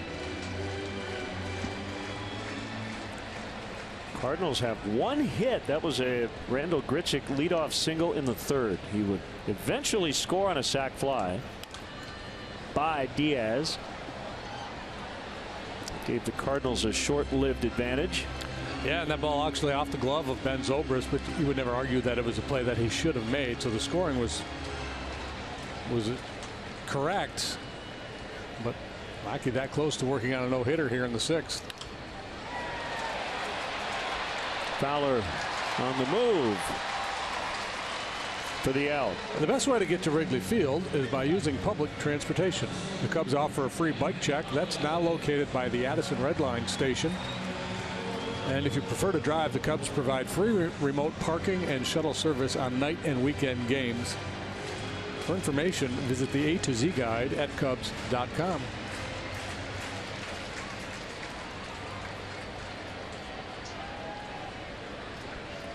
Lackey to Holiday.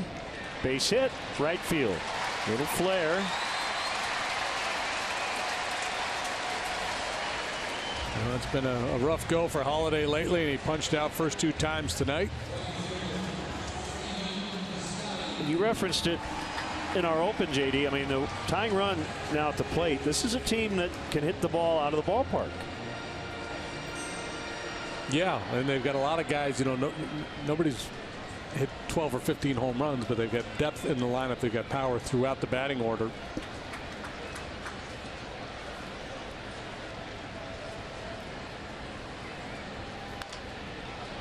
Well, they're hacking away early in the count. Piscotty will pop out to Zobrist. 2 outs. That'll leave it up to Brandon Moss. Check out those numbers. You know, he was good in April too. He had remember his first start he gave up 6, but you really, when you break him down, he's maybe had 4 or 5 big innings against them all year. You know, those 2 starts where he gave up 6. But other than that, man, he's been nails.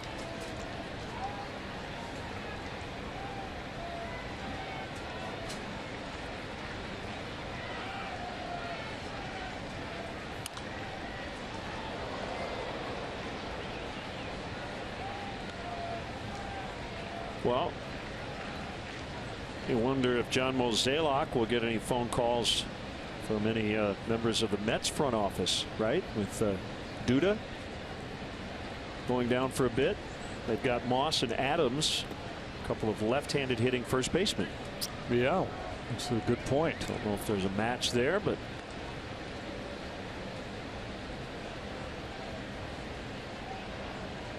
what would the Cardinals be shopping for?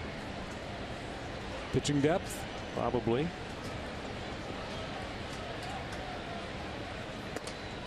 I'll tell you, speaking of the Mets, the guy that's really impressive is that young Conforto.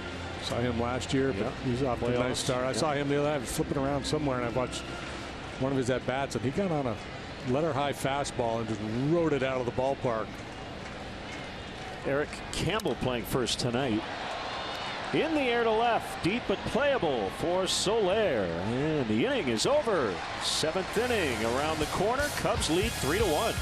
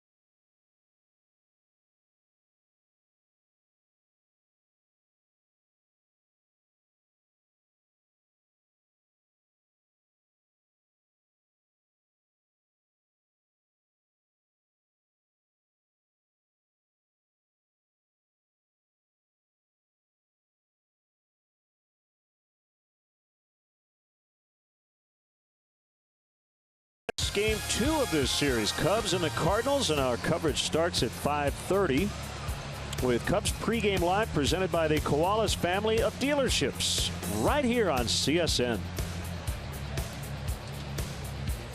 Final Boss is on. It's not a new network television show. It's a nickname for Song Wan Oh. He also is known as Stone Buddha. Stone Cold Buddha. He has been really good here for the Cardinals. Stocky guy, good arm. He can get to 95 with the fastball. Slider is his best pitch. Gets a lot of swings and misses, especially against the righties. Well, quality pitches to Zobrist. 33 years old. Oh. Signed with the Cardinals for this season. From Korea, pitched a lot in Japan. And Zobrist pops it up. And it's Carpenter for the out. So it was O against Zoe, and now it's O against Rizzo. Don't you know? Well, John Sterling in there. I like that.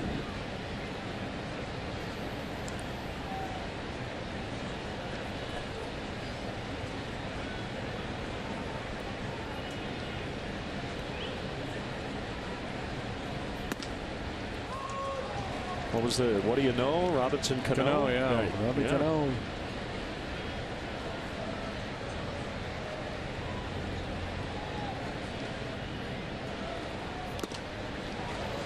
Rizzo swings through a heater at 95.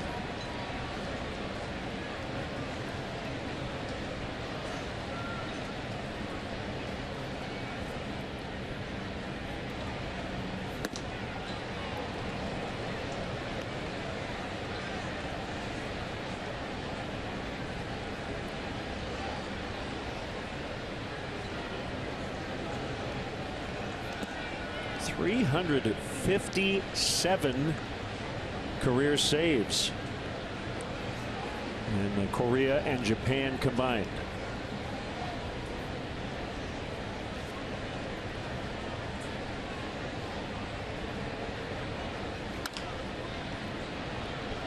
Two bounces to Carpenter in the shift, and he'll get him.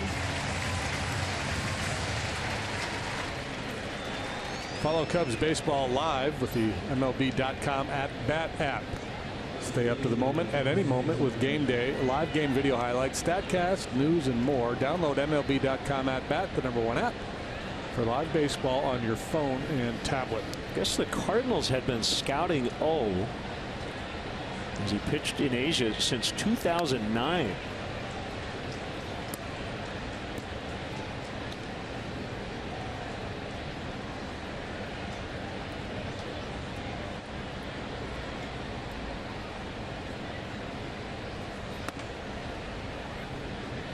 One to Soler.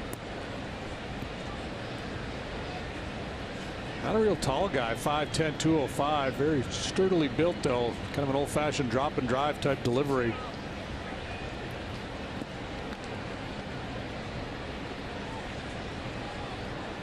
.510, 205.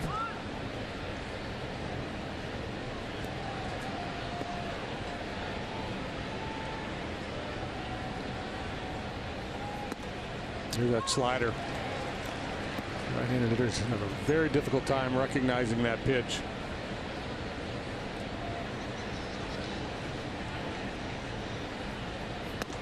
Spin a lot of clubs. Ooh, that's inside. Oh, no, Manny. Cubs go down in order in the 7th.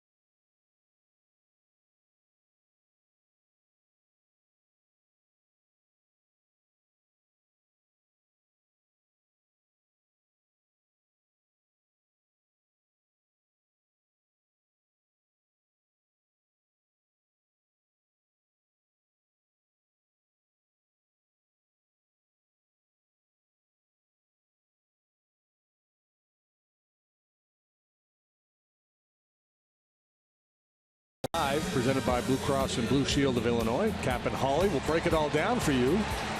Plus highlights, player reaction, and more from St. Louis immediately following the final out right here on CSN Plus. Matt Caesar is in for Soler in left here in the 7th. Cubs bullpen has been on a very nice roll of late, but no need yet. Not the way John Lackey's going along.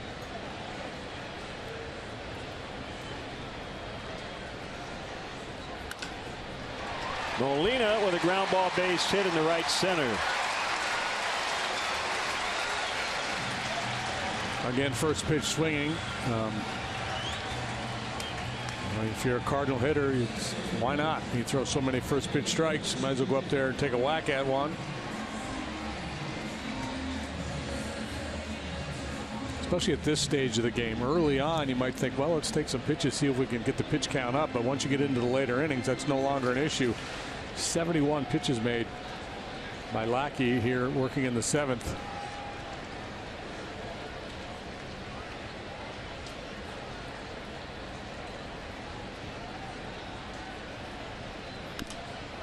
Grichuk pops it up.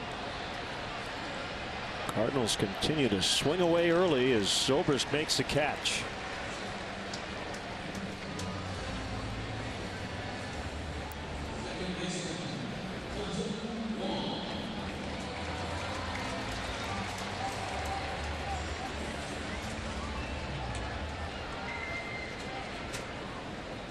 Left-hander Kevin Segrist.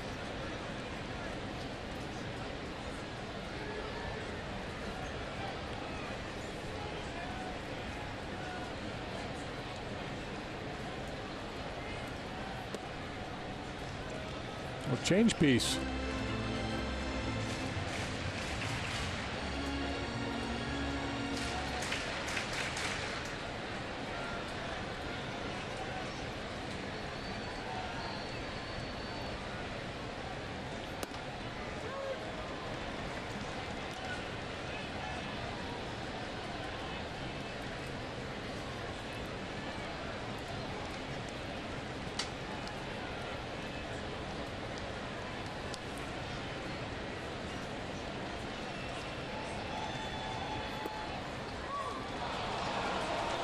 One, two.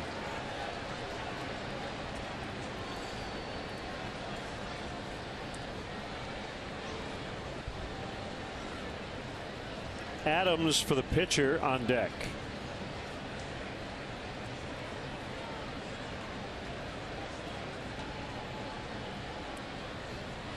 Molina with his lead at first, and Wong swings and misses. 2 down.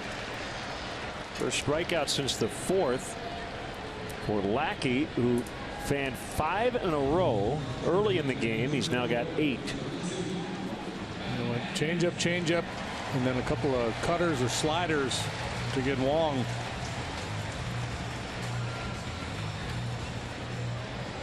Wow, so the big fella here is putting together a pretty nice year, and he's really doing a lot of damage against right-handed pitching.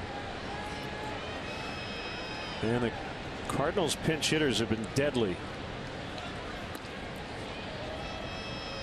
26 hits in the pinch leading the majors, 7 more than anybody else. 8 home runs, 21 RBIs to lead the majors. They're hitting .351 as a team, slugging .730.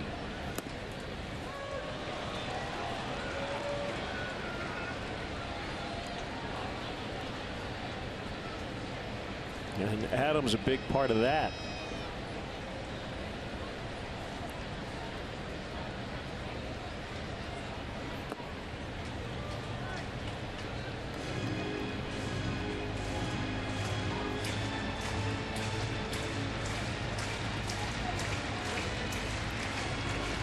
Cardinals losing both John Lackey and Jason Hayward via free agency to the Cubs.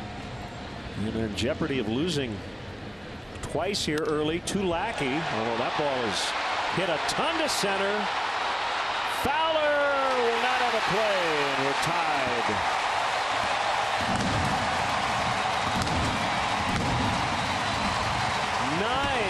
pinch home runs for the Cardinals this year. 3-3. That's an unbelievable number to do that much damage off the bench. And boy, John has been so sharp all night long. Has one get away from him. A little backdoor breaking ball. It settles right over the heart of the plate. About belt high for Adams. Ford home run replay. And Adams pretty pumped up.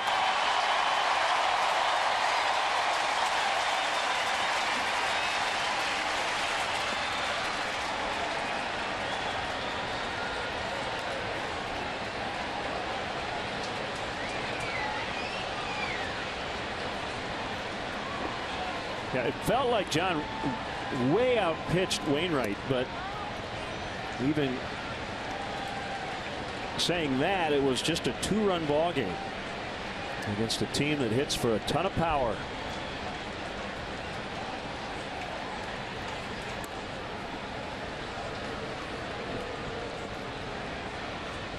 Two and one.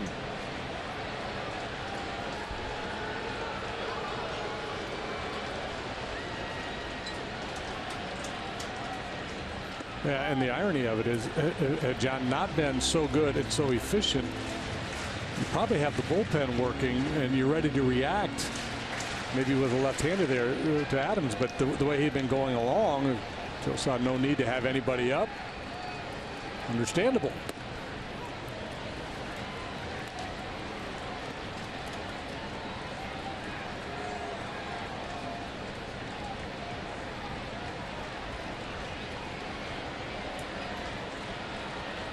Just the first home run by a left-handed hitter against Lackey this year. Swing and a miss on the changeup to end the inning, but the damage done.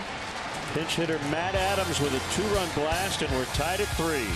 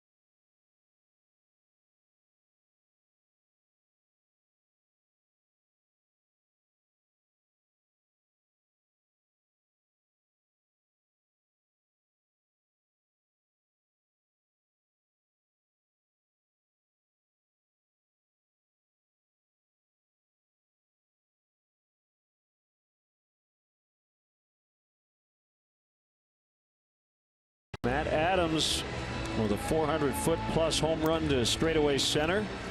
And now left-hander Kevin Segrist will work for St. Louis. Yeah, Segrist having a nice year. 2.65 ERA. He's cut that walk rate way down. He's only walked 3 in 17 innings. He's allowed 11 hits, 3 long balls. He struck out 25 along the way. A hard thrower. Routinely in the mid-90s. A real good changeup. Does throw a slider as well, but you think of the Segrist, you think fastball changeup primarily.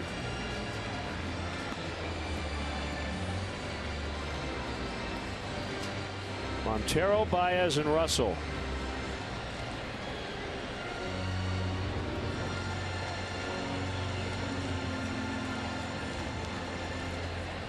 Pitcher spot due 4th, so we see movement in the Cubs bullpen as a result.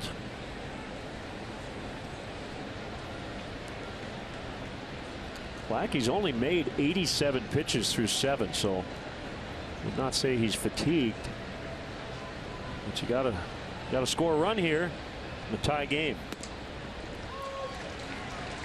And Adam Warren is up.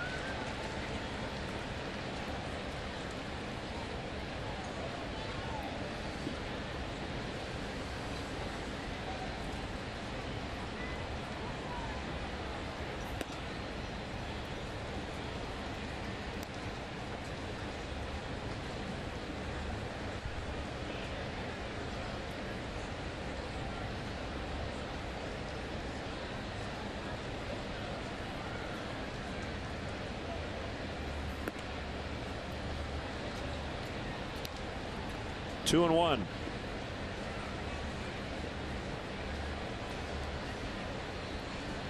Montero making his 17th start. Recently went through an 0 for 21, but tonight he's 2 for 3.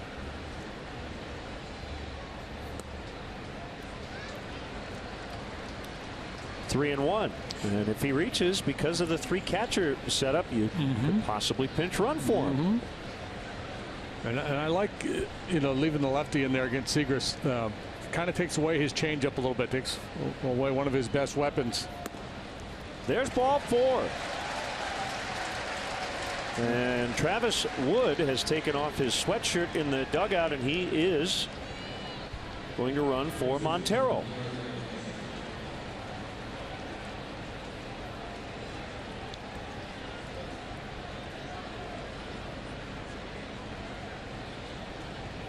So Travis Wood, the bases loaded walk last Wednesday in Milwaukee, and got the win that night. Will pinch run here, try to score the go-ahead run.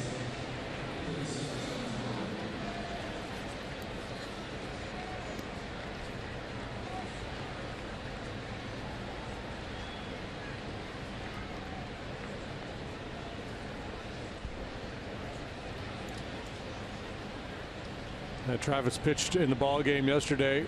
He's been pretty busy of late, so a down day for him. So down day in terms of the mound, but you see him out there at first base. Cubs bullpen has been really good lately, in particular.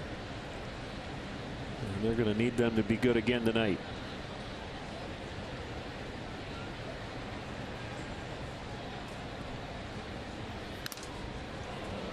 Oh, that got a piece of Manny Gonzalez.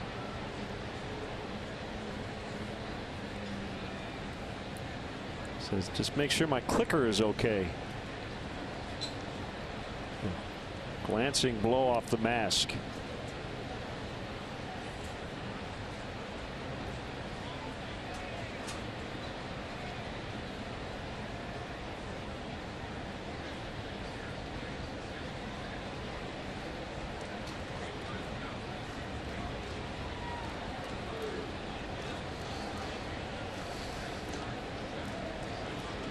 We have made a lot of progress, JD. Just a few years ago, trainer would never even come out to check on him. You just give him 10 seconds, and he'd say, "I'm all right." Catcher would walk out to the mound to buy him a little time. But those subconcussive blows, got to be really, really careful. And I think MLB's done a really good job making sure umpires and catchers are okay after they get hit. And Mike Matheny knows all about that. He dealt with concussion issues. David Ross. He told me last year there was an 18-month period at the end of his career he, to this day, does not remember.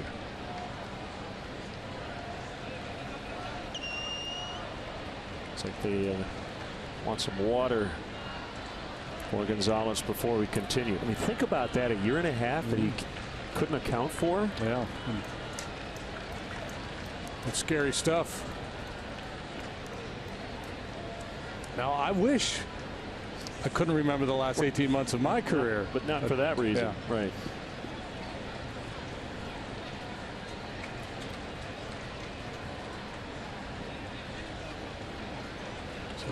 The problem with these headshots is that most guys in every sport, they're going to say, I'm fine. Right? And that's why you have the quiet room where they do the tests. But just hope that later on tonight he doesn't have any other symptoms.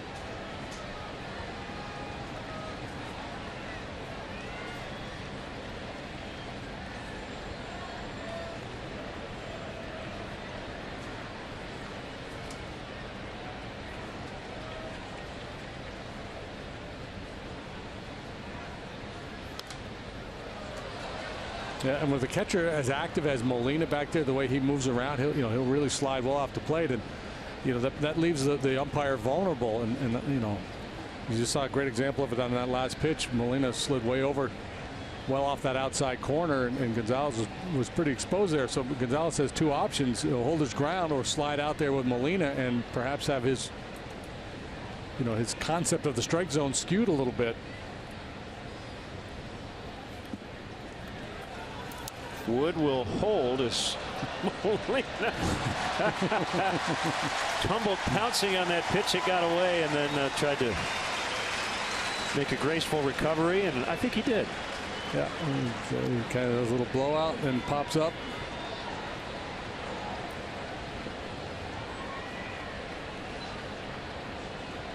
Somehow John Belushi comes to mind. You got to stick the landing.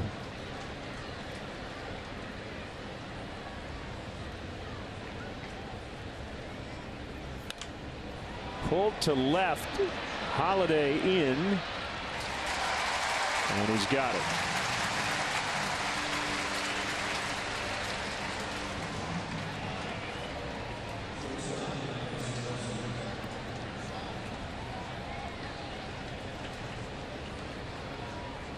Russell 1 for 3 with an RBI and a stolen base.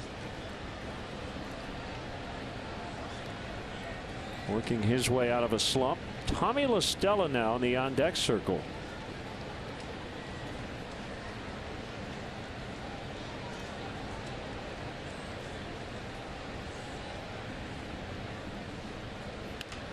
Check swing, bouncer to second. And they turn it. No, save.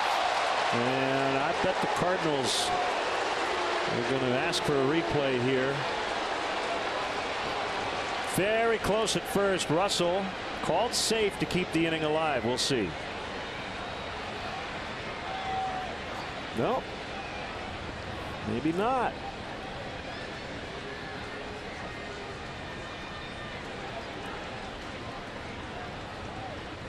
Yeah, I don't know that they can overturn it. Look pretty good. Look safe-ish. Oh man. Yep, he's going to call for the headsets, and this looks like the classic. Doesn't hurt to ask. 50-50. Yeah, you get out of the inning. It's the Forsyth technology replay review. Yeah, this is like that Who Wants to Be a Millionaire, right? This is the manager's lifeline. I'm going to use my lifeline here. I'm going to call New York.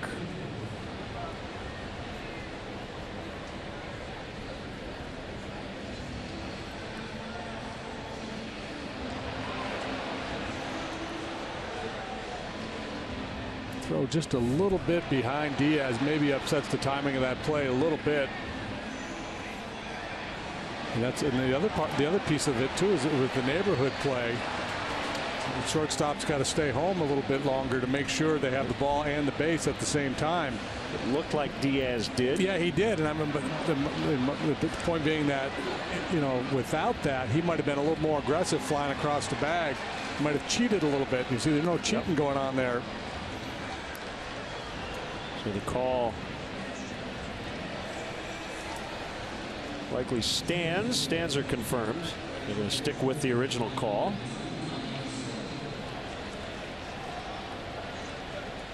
And it is La Stella for Lackey, who can still get a win. In order to do that, the Cubs would have to score here in the 8th.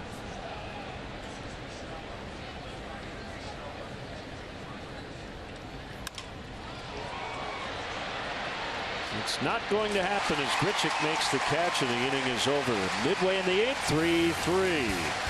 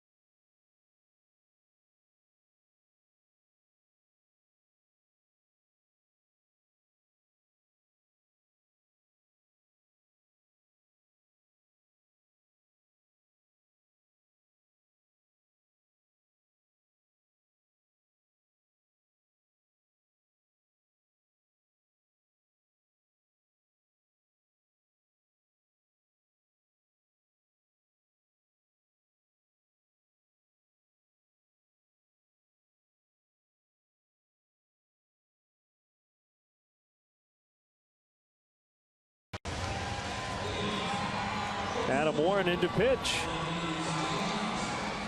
It's his second appearance for Adam on the road trip. And for the year, outstanding numbers: a 1.72 ERA, 15 2/3. He's walked 10, struck out 14. Now, walk number kind of gets your attention, but a lot of times it's just situational walks. He's pitching around guys, got a base open, or a situation where he's got to be real careful with a dangerous hitter. He's got very good control, has a real good idea what he's doing out there. So he'll face 2, 3, 4. Diaz, Holiday, and Piscotty. All right-handed batters. Cardinals tied it on a pinch hit 2-run homer by Matt Adams in the bottom of the 7th. Kick in the pitch, 2-0.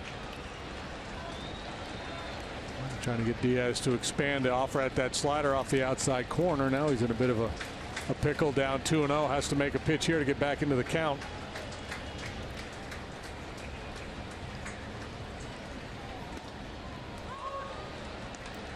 Off speed for a strike, 2-1. John Lackey, 7 innings, 4 hits, 3 runs. He walked 1, struck out 9.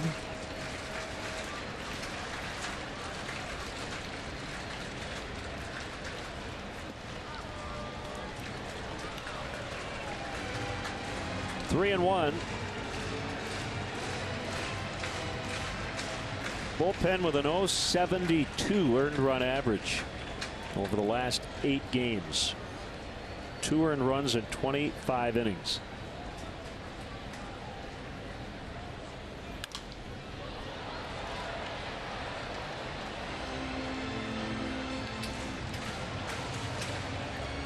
Three times this year, including Saturday, the bullpen has gone at least 5 innings without allowing a run in a game. They did 7 shutout frames on Wednesday in Milwaukee, the 13-inning win. Adam pitched one of those innings. That's the last time he worked. Fly ball to center field. It's Fowler.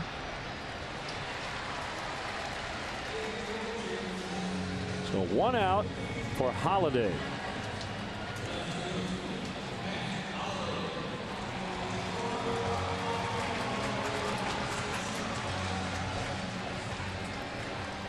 Cardinals closer Trevor Rosenthal is up.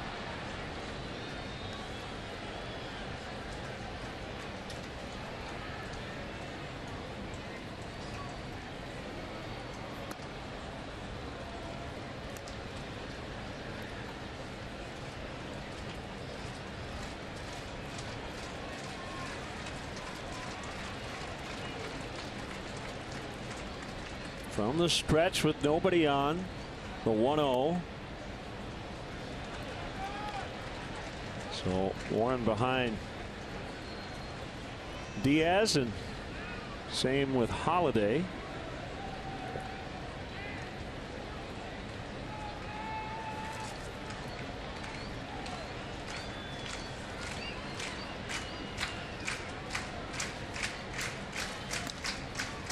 That's a strike.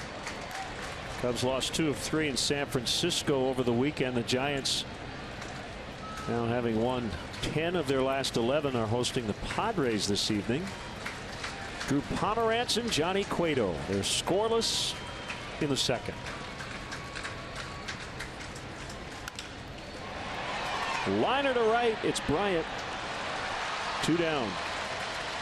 Pomeranz pitched a very nice game against the Cubs at Wrigley when the Padres were in town. He struck out 10 in 6 innings. All the winning the Giants have been doing lately, primarily because of their starting pitching. They haven't been scoring a lot of runs, but they've been really pitching it well.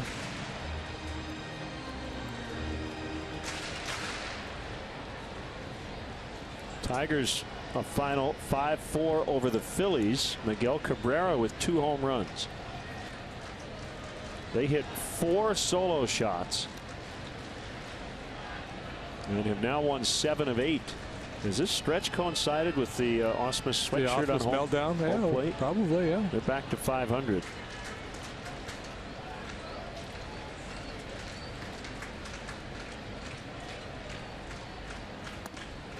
Phillies don't lose 1-run games, at least very often. They did tonight. They're still 14-4 in 1-run decisions.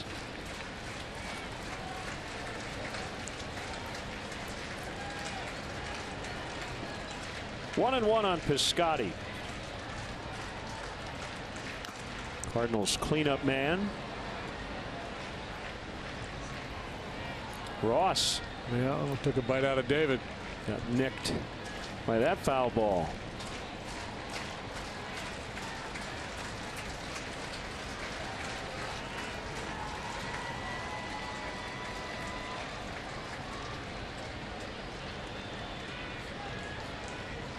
Well, that's the other part of it too. There has to be a correlation between velocity in the modern game and concussion issues for catchers and umpires, right? I think so.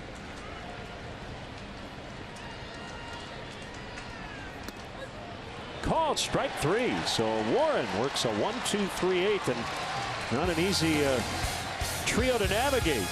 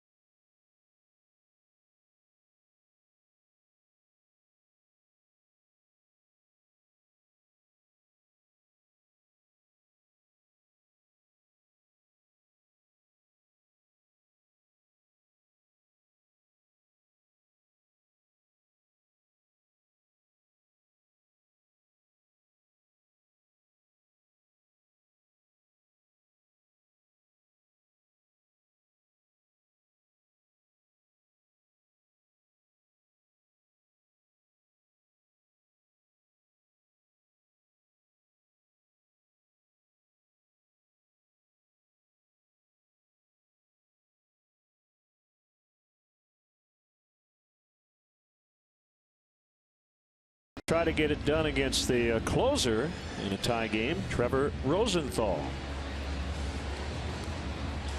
He is 8 out of 9 in save tries so far this year with a .257 earned run average. It's kind of like Segrist, only from the other side, and maybe a little more giddy up on the fastball, but he too has a very good changeup. And so you see those similar reverse splits. He's actually been better against left-handed hitters than righties in terms of the batting average anyway.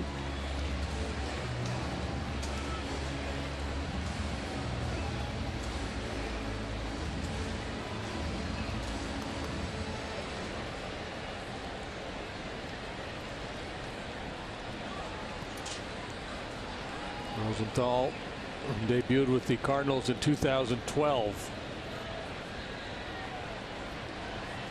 Moved into the closer's role in 2014, saved 45 games that year, 48 saves last season.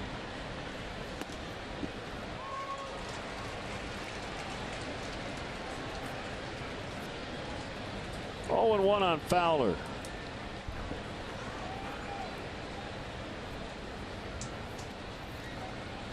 Dexter 0 for 4 with 4 punch-outs against Rosenthal in his career.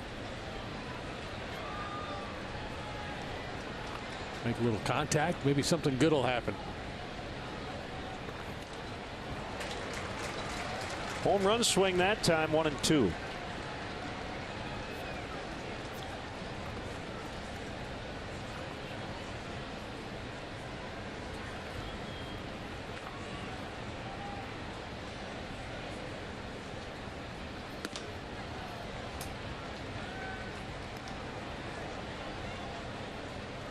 Stacy Corey Caleb watching and hoping the Cubs can pull one out here late.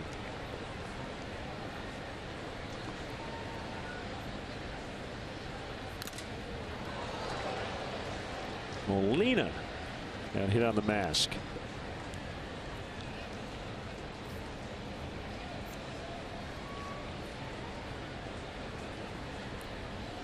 Wow.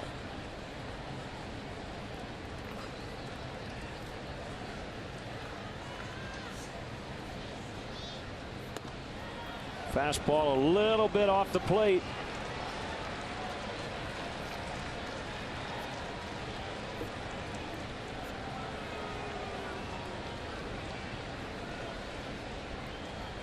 Decision pitch here, and Fowler sends one into center for a leadoff single.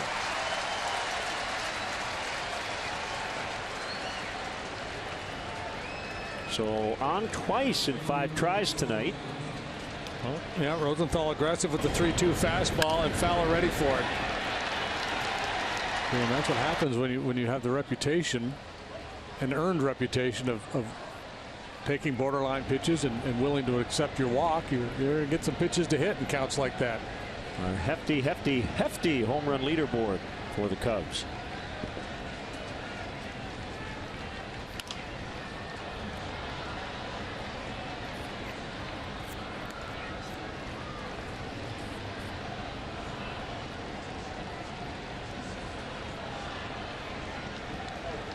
Those were road home runs for the Cubs.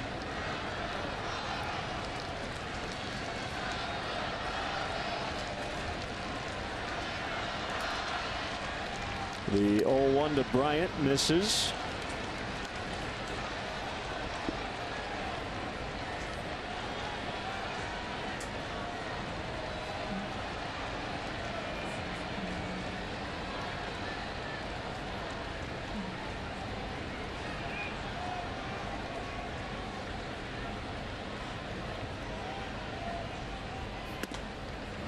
Strike 2. Pretty firm, 97.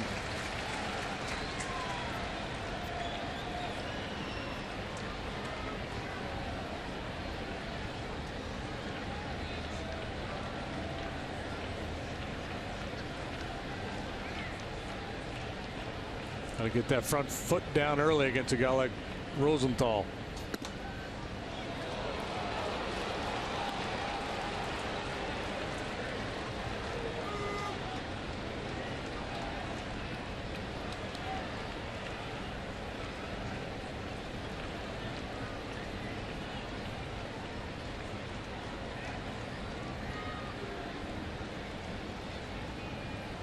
2-2 pitch.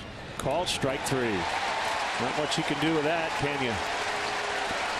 98 on the outer reaches. Yeah, and then there will be those who will say, well, it's too close to take. Well, I would argue that why not take it, hope it's called a ball, and live to fight another day.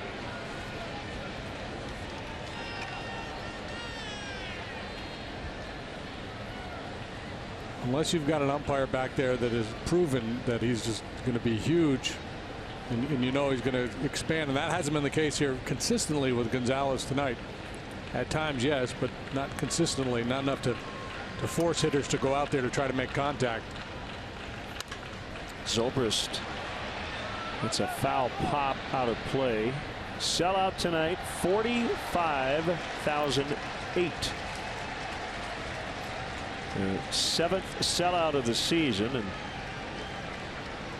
that's also with a jam-packed Scottrade Center down the street for playoff hockey. Blues lost tonight, 6-3 to the Sharks.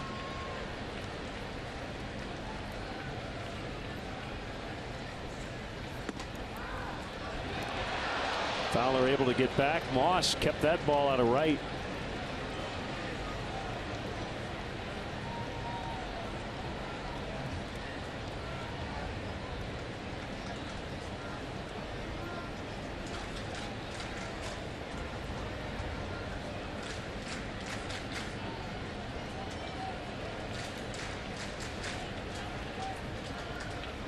If he doesn't at least knock it down, Fowler standing on third base.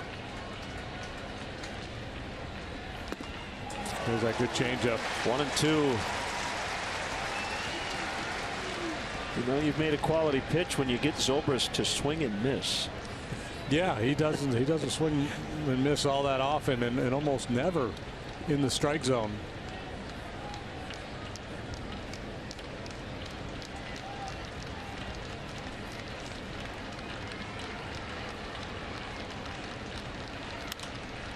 Hooked, foul.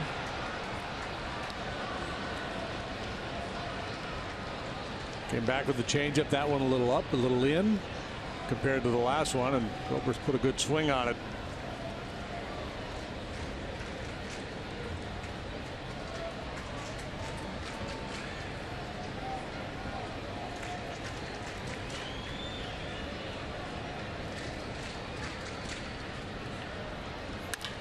Ground ball towards center. It's through. Fowler around second. On his way to third. He'll get there without a throw. Ben Zobrist with his 3rd hit tonight. This guy is incredible. 3 hits plus a walk. Ball running down and away from him. Right back through the middle. Good aggressive base running by Fowler. Grichuk thought about it. It would have been justified to take a shot at him at third base. With 1 out here in the 9th inning, he decided not to.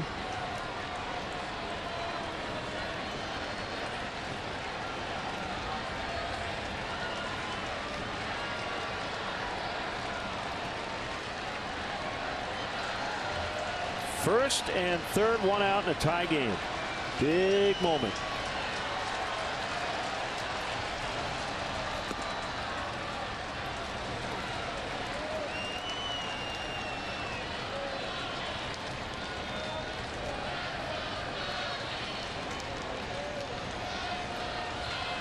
Cardinals opting to keep the infield back, playing for 2.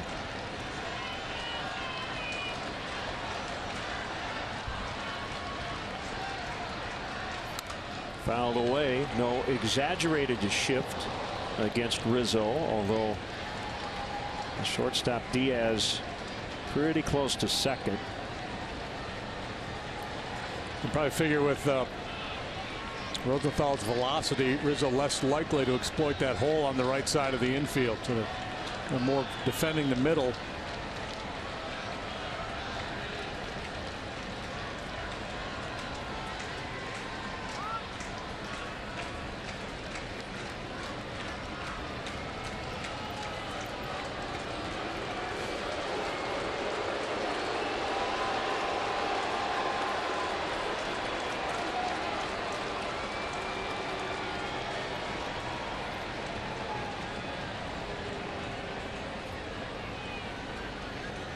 Molina was talking more to the infielders than Rosenthal in that meeting.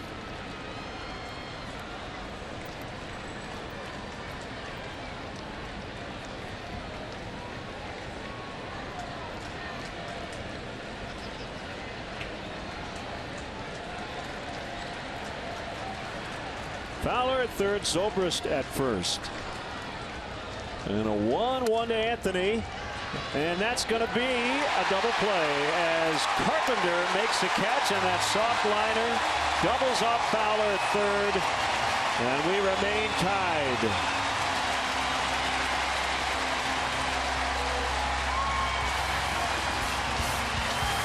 Well, once Fowler got halfway to home, he was in no man's land. You might as well keep going.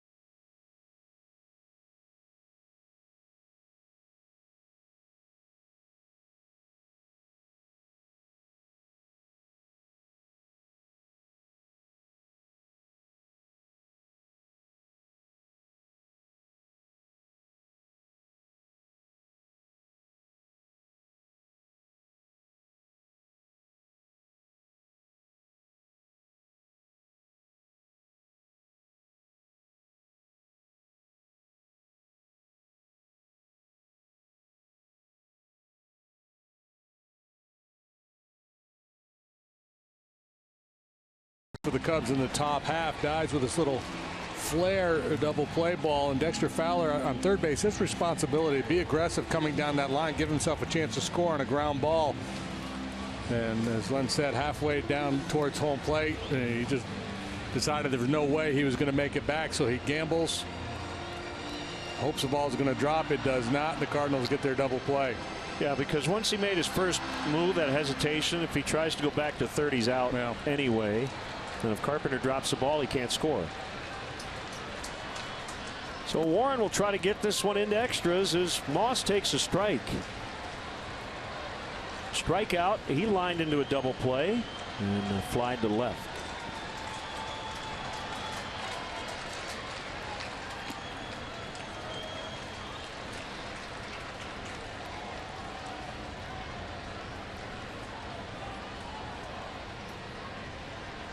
It's like Pedro Strop has started to throw in the Cubs bullpen.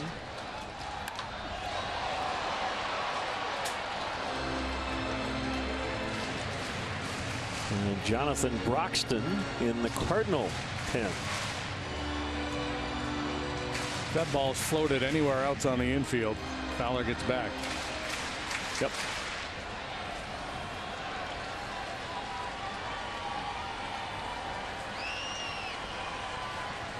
Warren's 1-2. We'll try it again.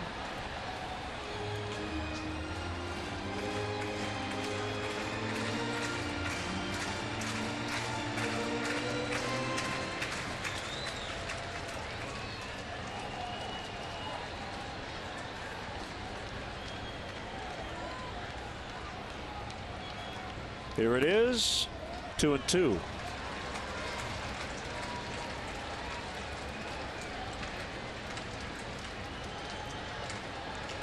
Molina waiting in the wings.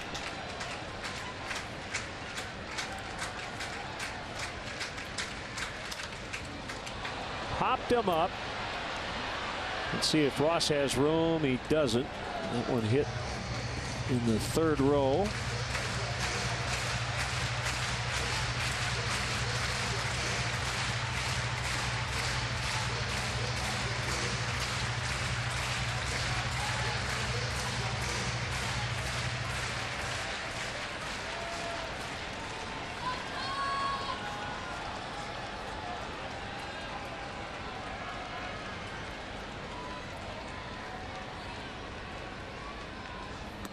swing and a miss. Change up. Change up.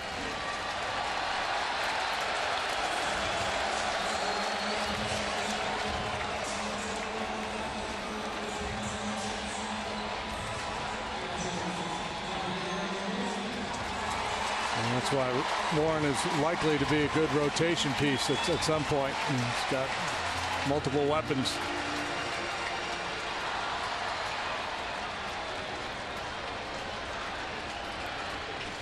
Molina with 1 out.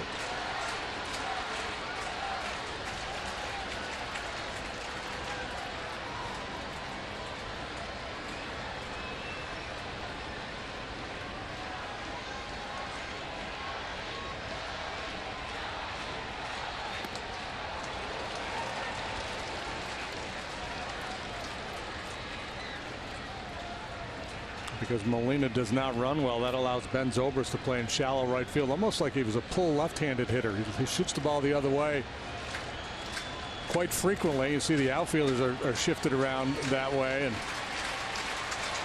Zobrist playing like a lefty slugger. 1-1 the count.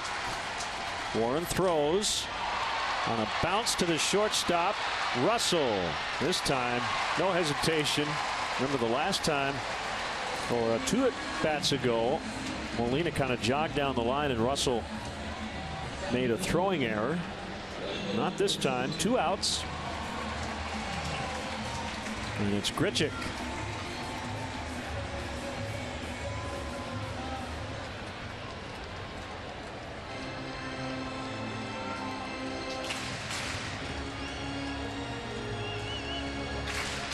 So while the Cubs could not get to Rosenthal, if they can get this one into extra innings, you can at least say they've eliminated the best pitcher out of their bullpen. Yeah, well, yeah, it's not just him, but Segrist and 0-2, 2 other very good weapons, late inning type guys. Cubs still have Strop and Rondon and a host of others available. And they got a short start from Jaime Garcia yesterday, so Bowman out there in the pen probably not available. He threw 50 pitches yesterday.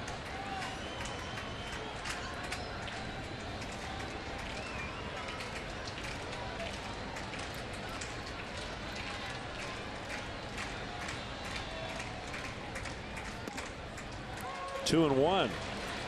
Clayton Richard now with Strop.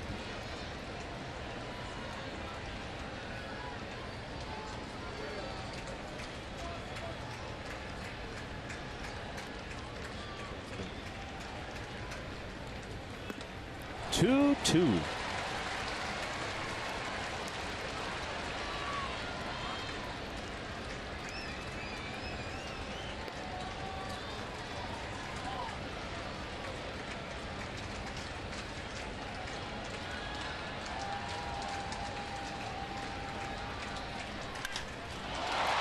Deep drive the other way. Bryant back at the wall, and this game is over. Randall Grichuk, an opposite field home run, and the Cardinals walk off 4-3.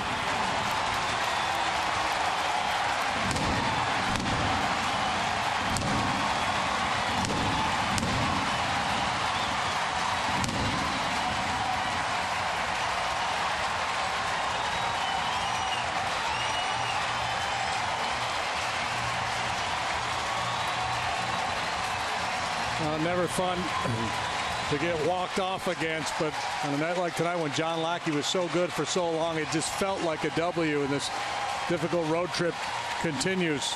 Grichuk with the heroics for the Cardinals, showing very good power the other way. Yeah, I think it would be fair to say the Cardinals won a game they probably had no business winning, but a couple of big late home runs. Yeah, and that's what power does for you. Adams comes off the bench to hit yet another pinch hit home run for the Cardinals. They had a bunch of them. And then Grichuk felt kind of harmless. 2 outs, nobody on. Warren throwing the ball well. But Grichuk got him. Toast of the game is presented by Binny's Beverage Depot, and it's Randall Grichuk. Final swing of the night. And the Cubs have their first 3-game losing streak of the season. Binny's Beverage Depot is the official champagne provider of the Chicago Cubs. Rosenthal gets the win. Warren takes the loss. And the Cardinals have evened up the season series at 2 games apiece.